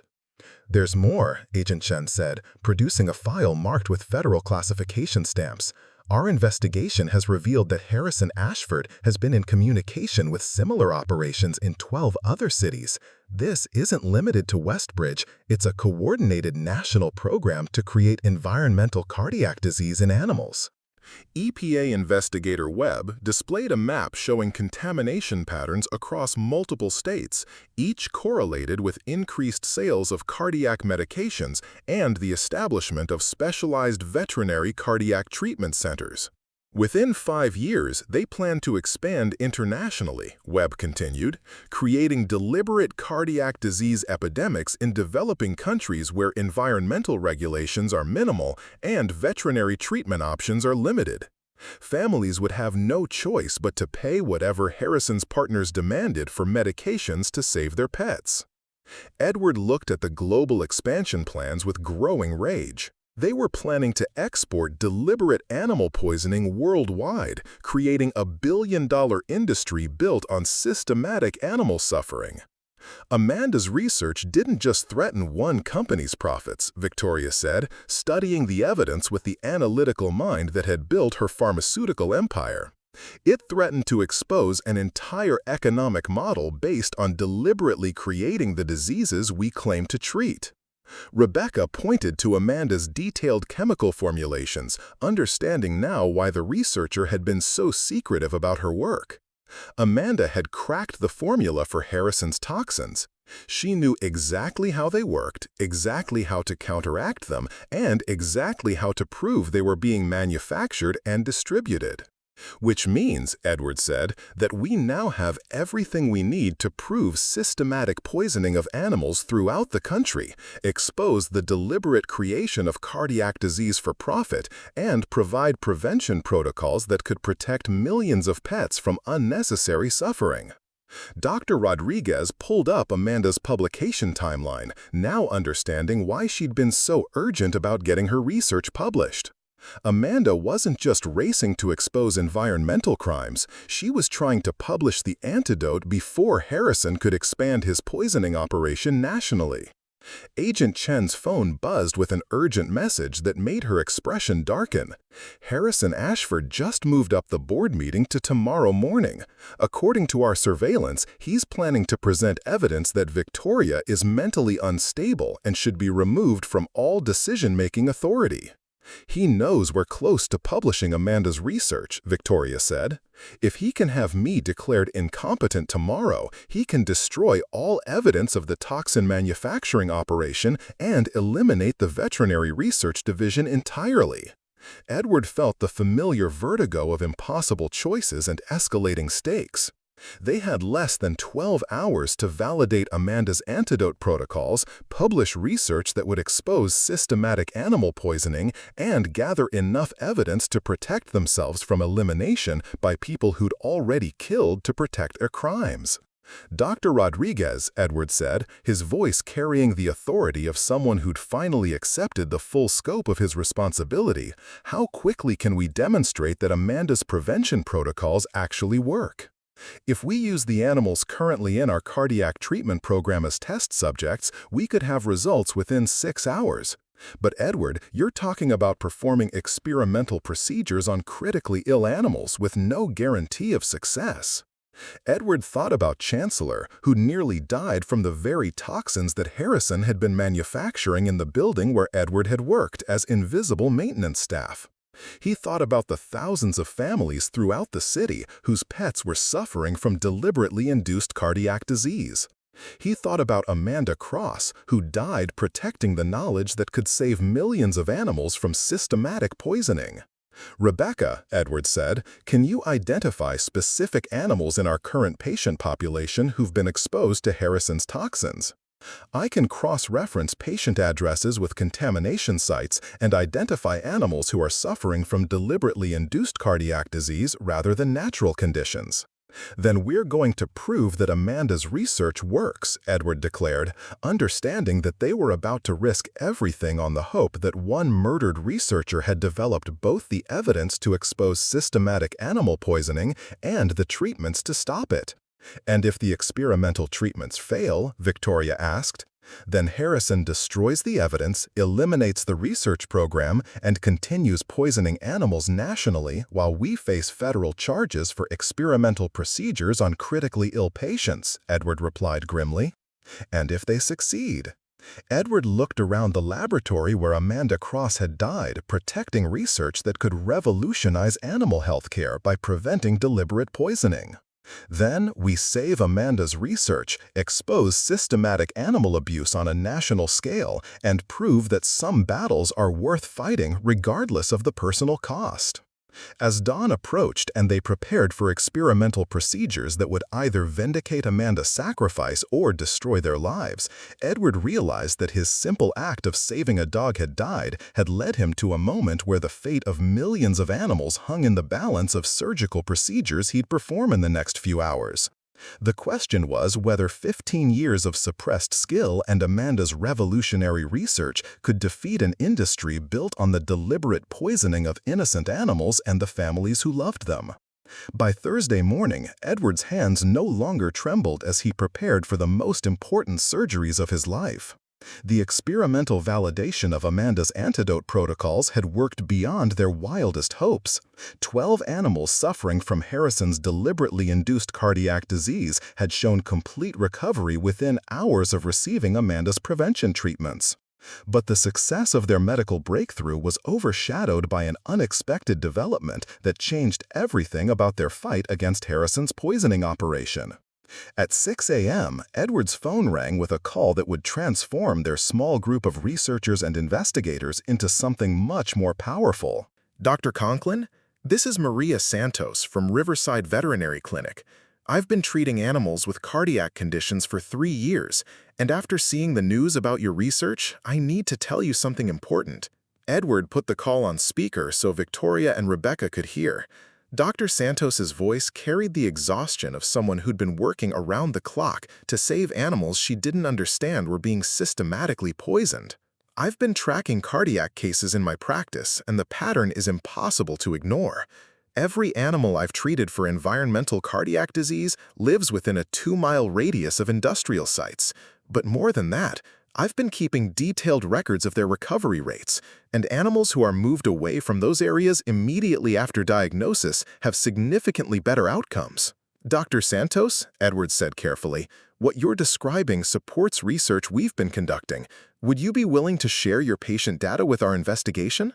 Dr. Conklin, I have 3 years of detailed records documenting the progression of cardiac disease in over 400 animals.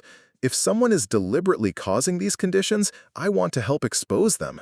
Within 2 hours, Dr. Santos arrived at Ashford Pharmaceutical with a convoy of veterinary professionals that stunned Edward with its scope. She hadn't come alone. She'd brought 12 other veterinary practitioners from throughout Westbridge City, each carrying files documenting cardiac cases that correlated perfectly with Harrison's contamination sites. Dr. Conklin, said Dr. Jennifer Walsh from Clearwater Animal Hospital, when Maria told us about your research, we realized we'd all been seeing the same patterns. Animals in specific neighborhoods developing identical cardiac conditions, always progressing the same way, always requiring the same expensive medications. Dr. Michael Torres from Westbridge Emergency Veterinary Services spread his patient files across Edward's laboratory table. I've been treating cardiac emergencies for 5 years, and I started noticing that animals from certain zip codes always arrived in similar conditions. It was like seeing the same disease progression over and over, but only in pets from specific areas. Rebecca studied the compiled veterinary records with growing amazement. 13 veterinary practices, over 2,000 documented cases, all showing the exact same progression of cardiac disease that Amanda identified as toxin-induced. But it was Dr. Lisa Chen from Meridian Pet Care who delivered the information that transformed their understanding of the conspiracy scope. 6 months ago, I started refusing to prescribe cardiac medications from Ashford Pharmaceutical because the prices had become prohibitive for working families.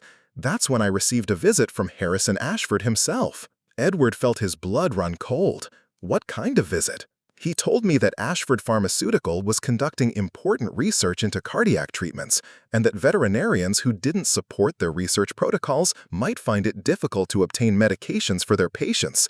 He suggested that refusing to prescribe Ashford's cardiac drugs could be interpreted as providing substandard care. Victoria's expression darkened with understanding. Harrison was threatening veterinarians to ensure they prescribed our medications exclusively. It gets worse, Dr. Chen continued. Harrison told me that veterinarians who asked too many questions about the environmental causes of cardiac disease might find themselves facing regulatory investigations for inappropriate treatment protocols. He made it clear that challenging Ashford's treatment recommendations could cost me my veterinary license. Dr. Rodriguez, who'd been quietly documenting everything, looked up from her notes with the expression of someone watching an academic puzzle complete itself. Harrison wasn't just manufacturing toxins and selling treatments. He was intimidating veterinary professionals to ensure they didn't investigate the environmental causes or seek alternative treatments. Agent Chen, who'd arrived with the veterinary convoy, spread new FBI surveillance documents across the table. We've now documented threats against 14 veterinary professionals in Westbridge City alone. Our investigation suggests similar intimidation campaigns in every city where Harrison's toxin manufacturing operations were established. The laboratory door opened to admit 3 more unexpected allies, families whose pets had been treated for cardiac conditions and who'd started asking uncomfortable questions about the environmental causes of their animals' illnesses. Dr. Conklin, said Janet Thompson, carrying her golden retriever Max in her arms, Our dog developed cardiac problems 6 months after we moved to Riverside Gardens. The medications cost us $4,000, but Max kept getting worse. When we moved back to my mother's house across town, his condition improved dramatically even before we could afford the treatments. Rebecca examined Max's medical records, recognizing the pattern immediately. Mrs. Thompson, your dog was exposed to Harrison's toxins in Riverside Gardens. When you moved him away from the contamination source, his body began healing naturally. Edward knelt to examine Max, finding a healthy animal with strong cardiac function despite months of supposed heart disease. Mrs. Thompson, with your permission, I'd like to test Max's blood for the specific toxins we've identified in Harrison's manufacturing operation. The blood tests revealed exactly what Edward had expected, traces of Harrison's engineered cardiac toxins, but at levels that were decreasing rapidly now that Max was no longer exposed to ongoing contamination. "My God," whispered James Rodriguez, another pet owner who joined the group. "You're saying that our animals were deliberately poisoned and the treatments we bankrupted ourselves to afford were for conditions that someone created intentionally?" Victoria stepped forward, her voice carrying the weight of corporate responsibility and personal shame. "Mr. Rodriguez, I'm Victoria Ashford, CEO of Ashford Pharmaceutical. What you're saying is correct. My brother has been using our facilities to manufacture toxins that deliberately cause cardiac disease in animals, then selling expensive treatments for the conditions he created." The silence that followed was broken by Mrs. Thompson's quiet sob as she held Max closer. How many animals suffered unnecessarily? How many families went into debt trying to save pets who were being poisoned by the same company selling the treatments?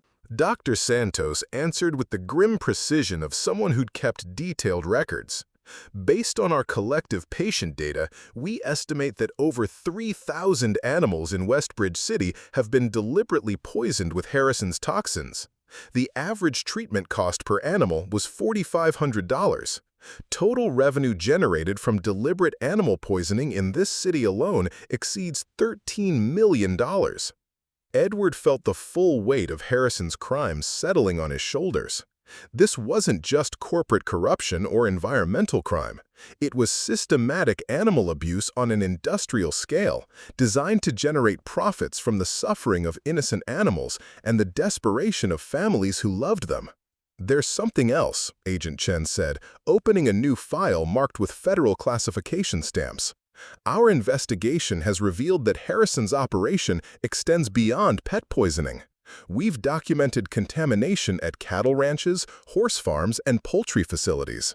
He's been creating cardiac disease in agricultural animals to generate demand for veterinary treatments across the entire livestock industry."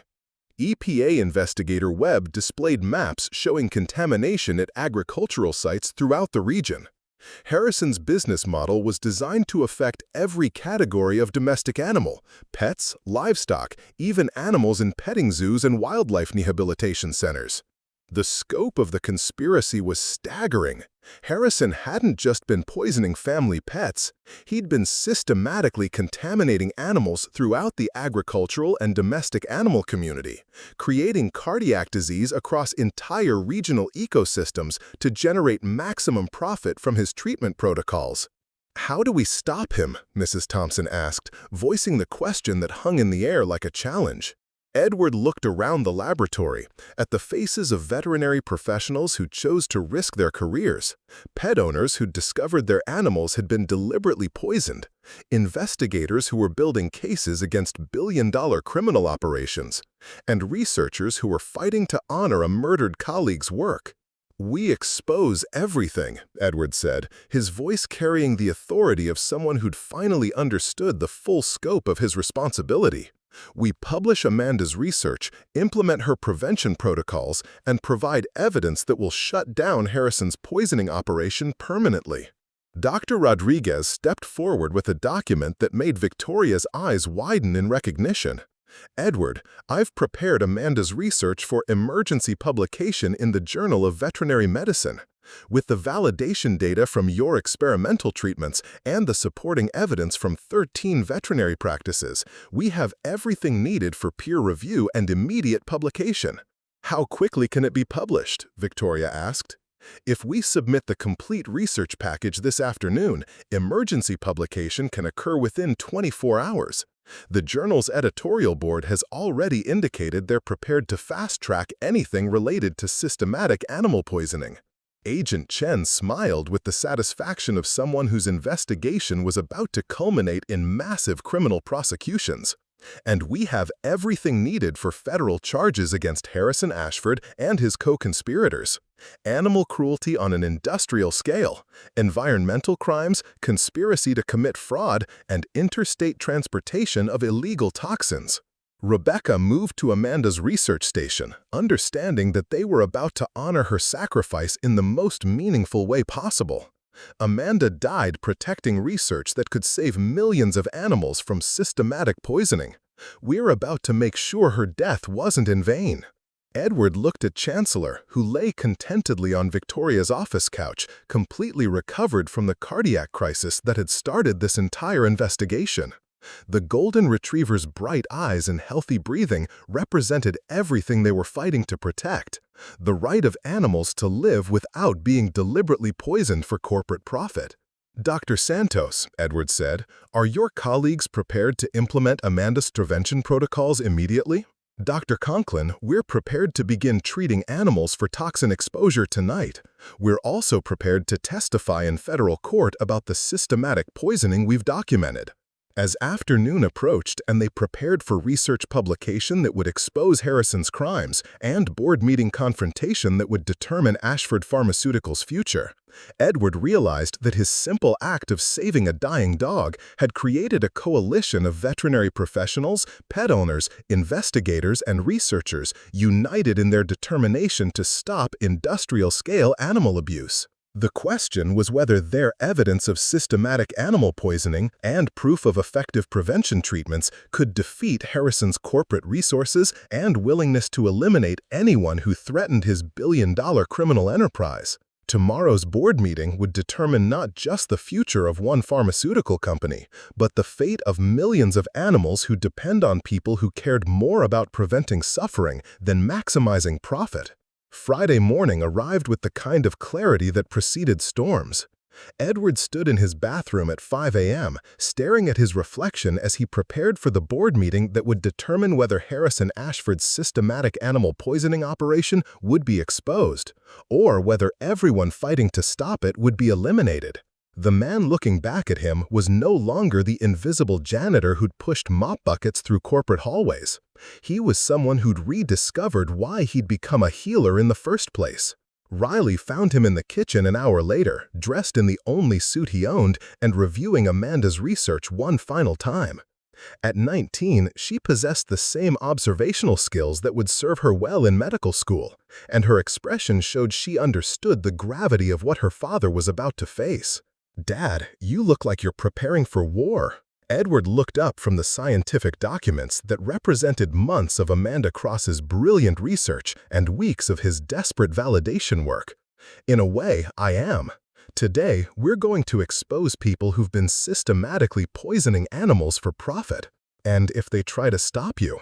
Edward thought about the federal agents stationed outside their apartment building, about the veterinary coalition that had rallied around Amanda's research, about Victoria's determination to honor a murdered researcher's sacrifice, even if it meant destroying her own family.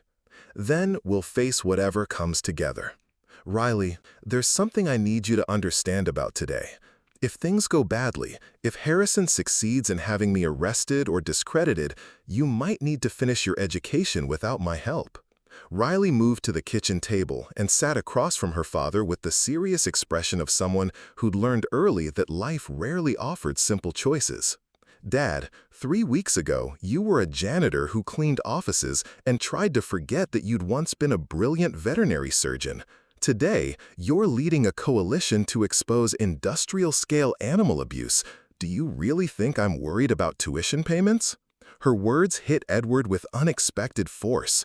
For 15 years, he'd defined himself by his failures, by the one surgical mistake that had driven him from veterinary medicine.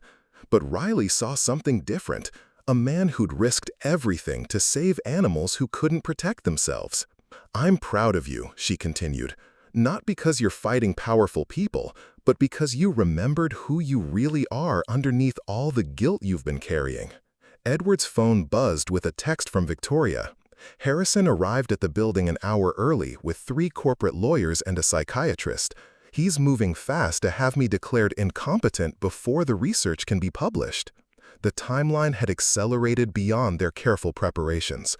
Edward gathered his files and prepared to leave for what might be the most important meeting of his life. But Riley's voice stopped him at the door. "Dad, what happens to the animals if you lose?" Edward thought about Chancellor, healthy and content despite nearly dying from Harrison's toxins. He thought about Max, recovering naturally after being removed from contaminated areas. He thought about the thousands of animals throughout the region who were suffering from deliberately induced cardiac disease while their families bankrupted themselves trying to afford treatments for conditions that Harrison had created intentionally. If we lose Riley, animals will continue to be systematically poisoned so that pharmaceutical companies can profit from treating the diseases they deliberately create. And the people responsible will expand their operations internationally, creating animal suffering on a global scale. Then you can't lose.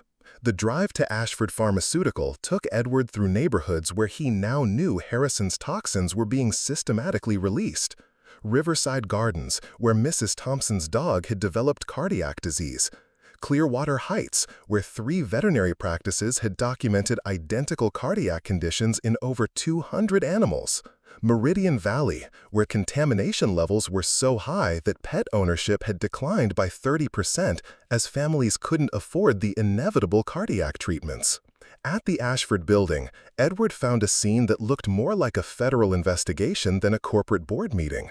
FBI agents coordinated with EPA investigators while media vans gathered in the parking lot, drawn by rumors of major pharmaceutical company criminal charges. Agent Chen met Edward at the employee entrance, her expression grim with urgency. Harrison filed an emergency court petition at midnight, claiming that Victoria is mentally incompetent due to emotional instability following her cancer treatment. He's arguing that her decision to hire you and continue the veterinary research represents delusional thinking that threatens the company's financial stability. Edward felt his stomach drop. Can he succeed? He has 3 psychiatrists prepared to testify that Victoria's attachment to pet research represents emotional instability. He also has financial analysts prepared to argue that the veterinary division is hemorrhaging money due to her poor judgment. They entered the building to find the executive floor transformed into something resembling a courtroom. Harrison had arrived with a legal team that filled half the boardroom, while Victoria sat with her own attorneys, Dr. Rodriguez, and the complete research files that would either save Amanda's work or be destroyed if Harrison succeeded in having Victoria declared incompetent. "Edward," Victoria said as he entered the boardroom, "Harrison is claiming that hiring you represents evidence of my impaired judgment. He's arguing that no competent CEO would hire a janitor with a malpractice history to lead veterinary research." Edward took his seat at the boardroom table, understanding that he was about to become the focal point of a battle that would determine not just his own future, but the fate of systematic animal poisoning operations throughout the country. Dr. Rodriguez leaned over to whisper urgent information. The Journal of Veterinary Medicine fast-tracked Amanda's research for publication this morning. If we can delay Harrison's competency hearing until noon, the research will be public record and impossible to suppress. And if we can't delay it, then Harrison destroys all evidence of the toxin manufacturing operation, eliminates the veterinary research division, and continues poisoning animals nationally while we face criminal charges for unauthorized experimental procedures. The boardroom filled with additional attendees as the morning progressed. Corporate board members, federal investigators, media representatives, and, in a development that surprised everyone, representatives from veterinary practices throughout the city carrying signed statements from pet owners whose animals had been deliberately poisoned. Dr. Santos approached Edward with a document that made his hands tremble with possibility. "Dr. Conklin, we have sworn affidavits from 400 families whose pets were treated for cardiac conditions after exposure to Harrison's toxins. Every family is prepared to testify that their animals recovered when moved away from contamination sources." Rebecca arrived with the final validation data from their experimental treatments, her expression mixing exhaustion with triumph. Edward, the animals we treated with Amanda's prevention protocols show complete cardiac function recovery. We have definitive proof that Harrison's toxins can be neutralized with treatments that cost less than $50 per animal. But it was the arrival of Chancellor himself that created the most dramatic moment of the morning. Victoria had brought her golden retriever to the boardroom, and the sight of the healthy, alert animal served as living proof of everything they were fighting to protect. "Ladies and gentlemen," Victoria announced to the assembled board members, 3 weeks ago, Chancellor was dying from cardiac failure caused by exposure to toxins that my brother has been manufacturing in our own facilities. Dr. Conklin saved his life with surgical expertise that Harrison claims represents poor judgment on my part. Harrison stood at the opposite end of the boardroom table, his expression carrying the cold fury of someone watching carefully constructed plans collapse. "Victoria, this emotional attachment to veterinary research is exactly the kind of impaired thinking that demonstrates your incompetence to lead this company." "Harrison," Victoria replied, "this moral commitment to preventing animal suffering is exactly the kind of principled leadership that this company was founded to represent."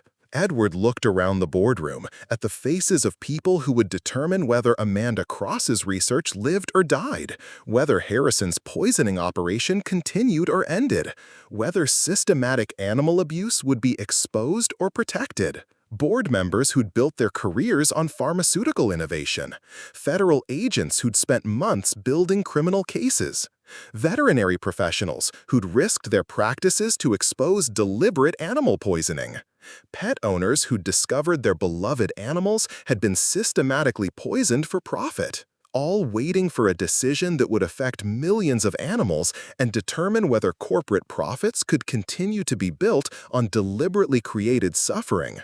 "Dr. Conklin," said board member Margaret Walsh, "you're asking us to believe that a man with no veterinary practice for 15 years successfully developed treatments for conditions that our lead researcher couldn't solve before her death." Edward stood, understanding that his answer would determine not just his own credibility, but the fate of every animal suffering from Harrison's deliberate poisoning.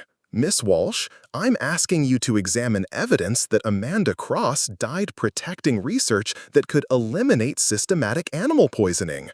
I'm asking you to consider whether preventing animal suffering should take priority over protecting corporate profits built on deliberately creating disease." The boardroom fell silent as Edward prepared to present evidence that would either expose Harrison's crimes or provide him with the justification to destroy everyone who threatened his billion-dollar poisoning operation. In less than an hour, they would discover whether truth and scientific evidence could defeat corporate power and a willingness to eliminate anyone who threatened profits built on industrial-scale animal abuse.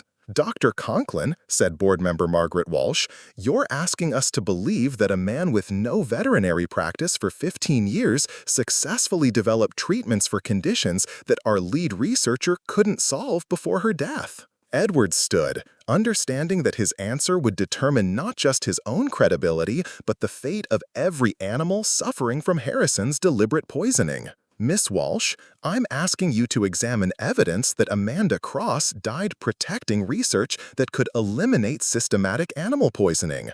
I'm asking you to consider whether preventing animal suffering should take priority over protecting corporate profits built on deliberately creating disease." The boardroom fell silent as Edward prepared to present evidence that would either expose Harrison's crimes or provide him with the justification to destroy everyone who threatened his billion-dollar poisoning operation. In less than an hour, they would discover whether truth and scientific evidence could defeat corporate power and a willingness to eliminate anyone who threatened profits built on industrial-scale animal abuse. The question was whether one former janitor's determination to honor a murdered researcher's work could save millions of animals from systematic poisoning designed to generate pharmaceutical profits from deliberately created suffering.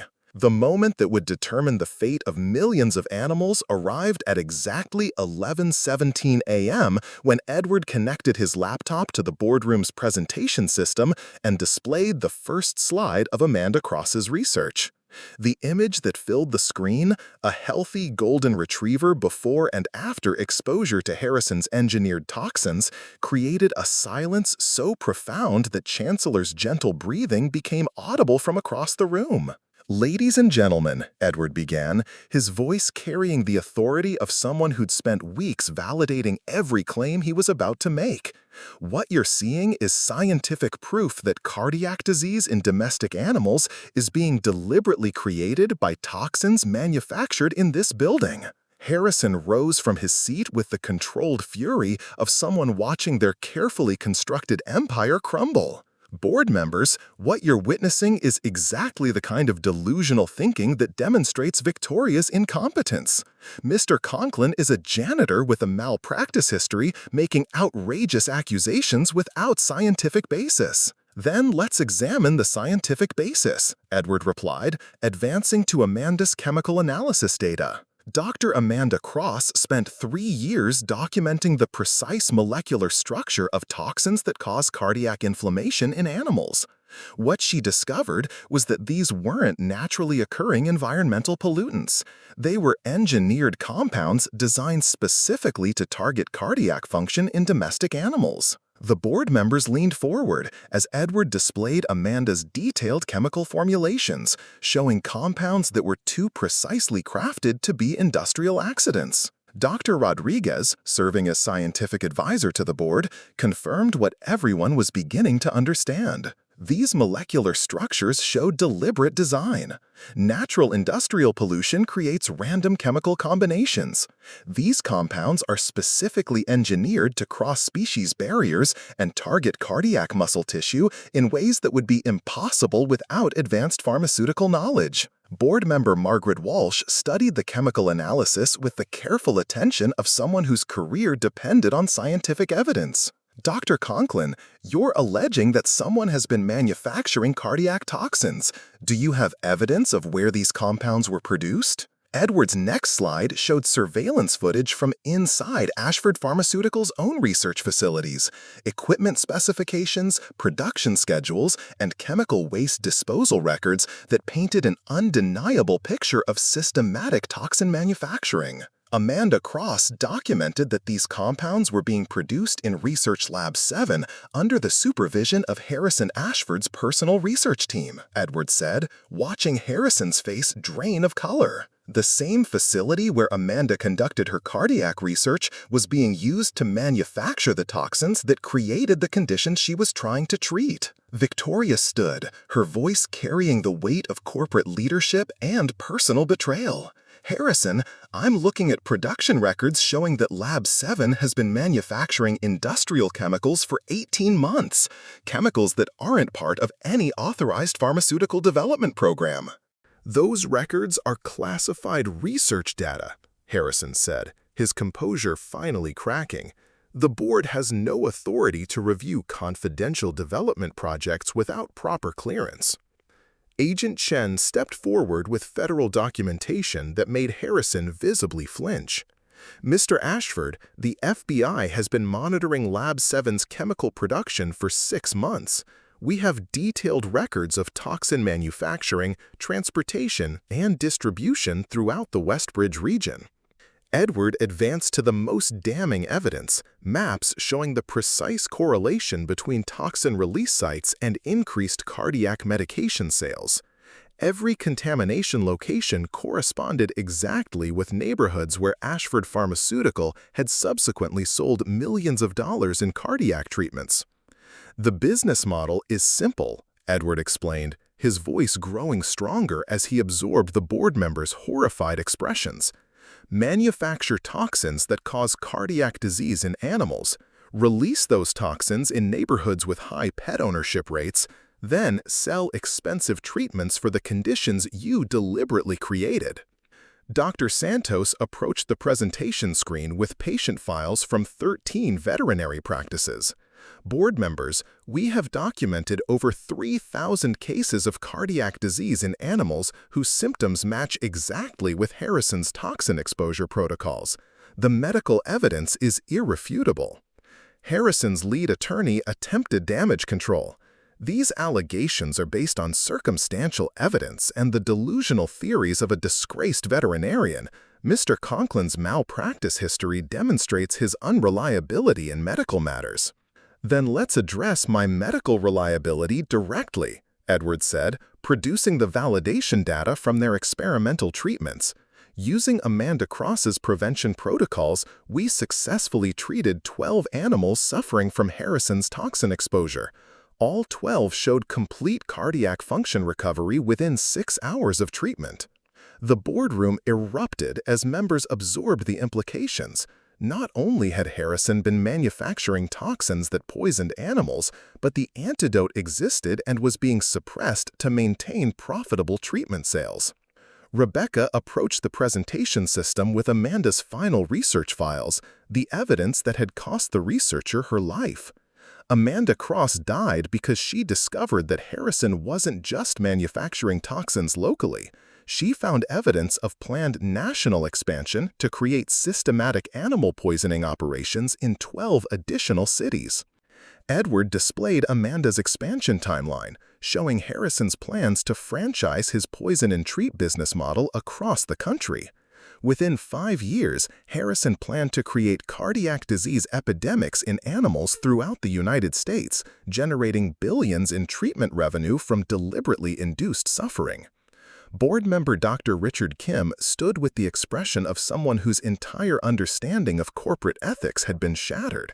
Harrison, are you telling this board that you've been systematically poisoning animals to create demand for our pharmaceutical products? I'm telling this board that I've been developing innovative revenue streams that maximize shareholder value, Harrison replied, his mask of corporate respectability finally slipping completely. The veterinary pharmaceutical market was stagnating. I created growth opportunities. The admission hung in the air like a toxic cloud. Harrison had just confessed to systematic animal poisoning in terms of business development, revealing the complete absence of moral consideration in his profit calculations. Victoria moved to face her brother directly, her voice carrying the pain of family betrayal alongside corporate outrage. Harrison, you murdered Amanda Cross to protect a business model based on deliberately creating animal suffering for profit. I protected this company from research that would have eliminated billions in revenue potential, Harrison replied without remorse. Amanda's prevention protocols would have destroyed our entire cardiac treatment division. Agent Chen stepped forward with federal arrest warrants that made Harrison's expression shift from arrogance to panic. Harrison Ashford, you're under arrest for conspiracy to commit animal cruelty, environmental crimes, murder in the first degree, and operating a criminal enterprise designed to create systematic animal suffering for profit. As federal agents moved to arrest Harrison, he made one final desperate attempt to maintain control. Board members, you're making a catastrophic mistake. The veterinary pharmaceutical industry is built on treating disease, not preventing it. If you expose my operations, you'll destroy the entire corporate model that generates our profits. Harrison, Victoria said, as her brother was led away in handcuffs, you've just explained exactly why your operations needed to be exposed. Dr. Rodriguez addressed the board with the authority of someone whose scientific integrity had never been compromised by profit considerations. Board members, you now have evidence of systematic animal poisoning designed to generate pharmaceutical profits. You also have proven prevention protocols that could eliminate environmental cardiac disease entirely. The choice is between profits built on animal suffering and healing built on preventing disease. Board member Margaret Walsh spoke for the group with the gravity of people who understood they were making history. Dr. Conklin, what would immediate implementation of Amanda Cross's prevention protocols require? Edward felt the weight of Amanda's sacrifice and the trust of every animal suffering from Harrison's deliberate poisoning. Full publication of Amanda's research, immediate distribution of prevention protocols to veterinary practices nationwide, and environmental remediation to neutralize Harrison's toxins at contamination sites throughout the region. And the financial impact on Ashford Pharmaceutical? Victoria answered with the moral clarity of principle over profit. Implementing Amanda's prevention protocols will eliminate most of our cardiac treatment revenue. It will also save thousands of animals from unnecessary suffering and establish Ashford Pharmaceutical as a company that prevents disease rather than profiting from deliberately created conditions. The board vote was unanimous. Amanda Cross's research would be published immediately, her prevention protocols would be distributed to veterinary practices nationwide, and Harrison's toxin manufacturing operation would be permanently shut down. Dr. Elena Rodriguez, now director of the Global Animal Disease Prevention Initiative, joined Edward on stage with implementation reports from veterinary schools worldwide. Dr. Cross's research has fundamentally changed veterinary education. Students now learn to identify and prevent environmental threats to animal health rather than simply treating diseases after they develop. In the front row, Victoria Ashford sat with Chancellor beside her, both serving as living symbols of what was possible when corporations chose healing over profit. At 12 years old, Chancellor remained healthy and vital, his recovery from Harrison's poisoning serving as proof that preventing disease was superior to treating it.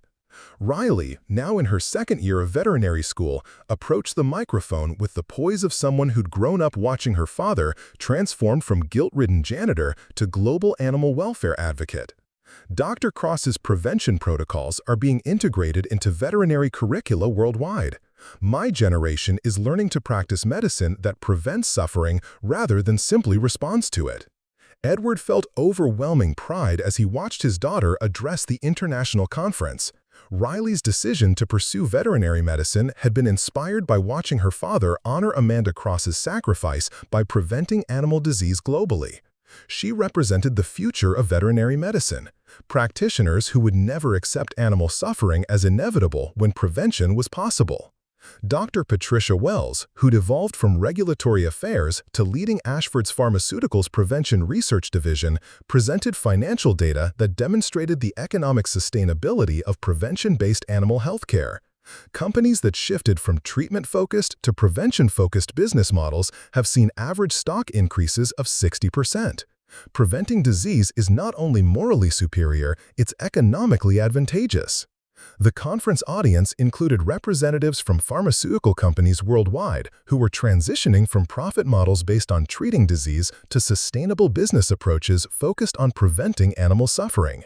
The Amanda Cross Institute had provided implementation support for over 200 companies seeking to eliminate harmful practices and develop prevention-based products.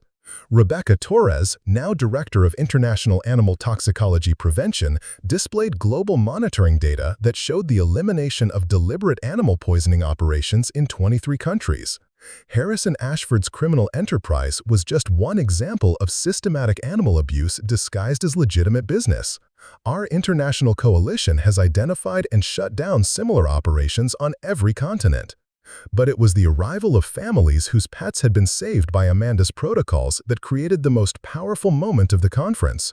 Mrs. Thompson approached the stage carrying Max, whose golden coat gleamed with the health of an animal who'd been freed from systematic poisoning. Behind her came dozens of other pet owners, each carrying animals whose lives had been transformed by prevention protocols. Dr. Conklin, Mrs. Thompson said, her voice carrying across the silent auditorium, Max is alive and healthy because you chose to honor Dr. Cross's sacrifice. But more than that, millions of animals worldwide will never suffer from the diseases that Harrison Ashford deliberately created. Edward knelt to greet Max, marveling at the transformation from the sick animal he'd examined 1 year ago to the vibrant, healthy dog who now serves as an ambassador for global animal disease prevention. Mrs. Thompson, Max's recovery represents everything that Amanda Cross died to protect, the right of animals to live without being deliberately poisoned for corporate profit. The conference screen displayed a world map showing the global implementation of Amanda's protocols. Green dots marked regions where environmental animal disease had been eliminated. Blue markers indicated veterinary schools teaching prevention-based medicine. Red symbols showed former toxin manufacturing sites that had been converted to prevention research facilities. What you're seeing, Edward explained to the international audience, is the global elimination of systematic animal poisoning and the establishment of prevention-based veterinary medicine as the international standard.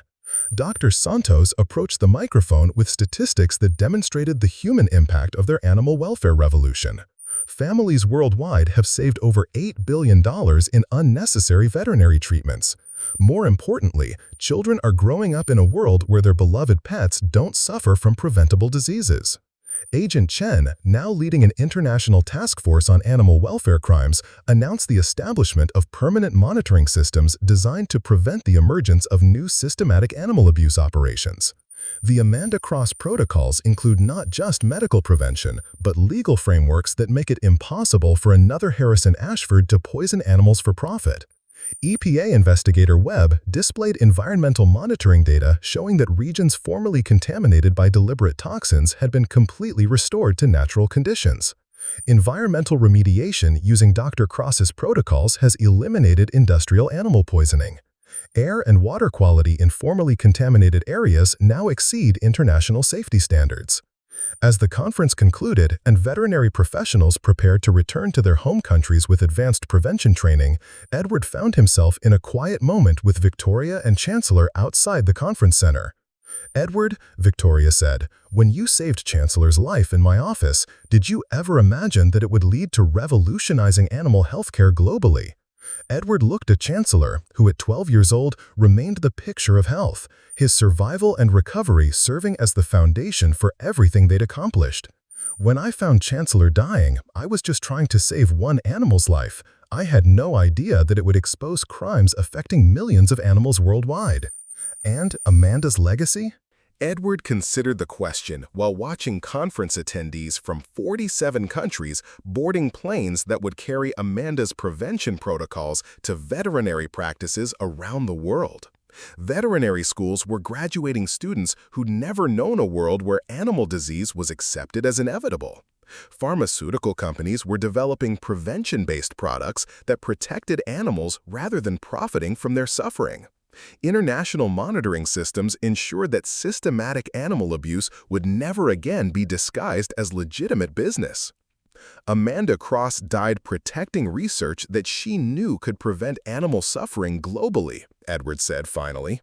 Her sacrifice created a world where no animal will ever again be deliberately poisoned to generate pharmaceutical profits. Victoria nodded with the satisfaction of someone who'd chosen principle over profit and watched it transform not just her company, but an entire global industry. Amanda's research prevented more animal suffering than any medical breakthrough in history. Riley joined them outside the conference center, her veterinary school textbooks filled with prevention protocols that would have been revolutionary just 1 year ago, but were now considered standard practice. "Dad, what's next for the Amanda Cross Institute?" Edward looked at his daughter, whose generation would practice veterinary medicine in a world where preventing animal disease was prioritized over treating it, where corporate profits could never again be built on systematic animal suffering, where the simple act of caring for animals was supported by international law and global monitoring systems.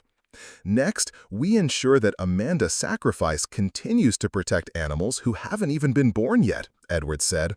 "We make sure that future generations inherit a world where animal welfare is protected by science, law, and moral commitment." As they walked away from the conference center, Edward reflected on the journey that had transformed him from guilt-ridden janitor to global animal welfare advocate. The path had begun with a simple act of compassion, saving one dying dog, and had led to preventing systematic animal abuse worldwide. But more than personal redemption, their success represented something larger, proof that ordinary people, armed with truth and determination, could defeat billion-dollar criminal enterprises. Amanda Cross's death had not been in vain. Her research lived on in every animal protected by prevention protocols, in every veterinary student learning to prevent rather than just treat disease, in every family whose pets would never suffer from deliberately created conditions. The revolution that began with saving Chancellor's life had become Amanda Cross's living memorial, a world where animal welfare was protected by science, sustained by moral courage, and defended by people who understood that preventing suffering was always superior to profiting from it. Edward Conklin had finally become worthy of the trust that dying animals placed in the hands that were meant to heal them. And Amanda Cross's legacy would protect animals for generations to come. Up next, you've got 2 more standout stories right on your screen. If this one hits the mark, you won't want to pass these up. Just click and check them out. And don't forget to like, subscribe, and turn on the notification bell so you don't miss any upload from us.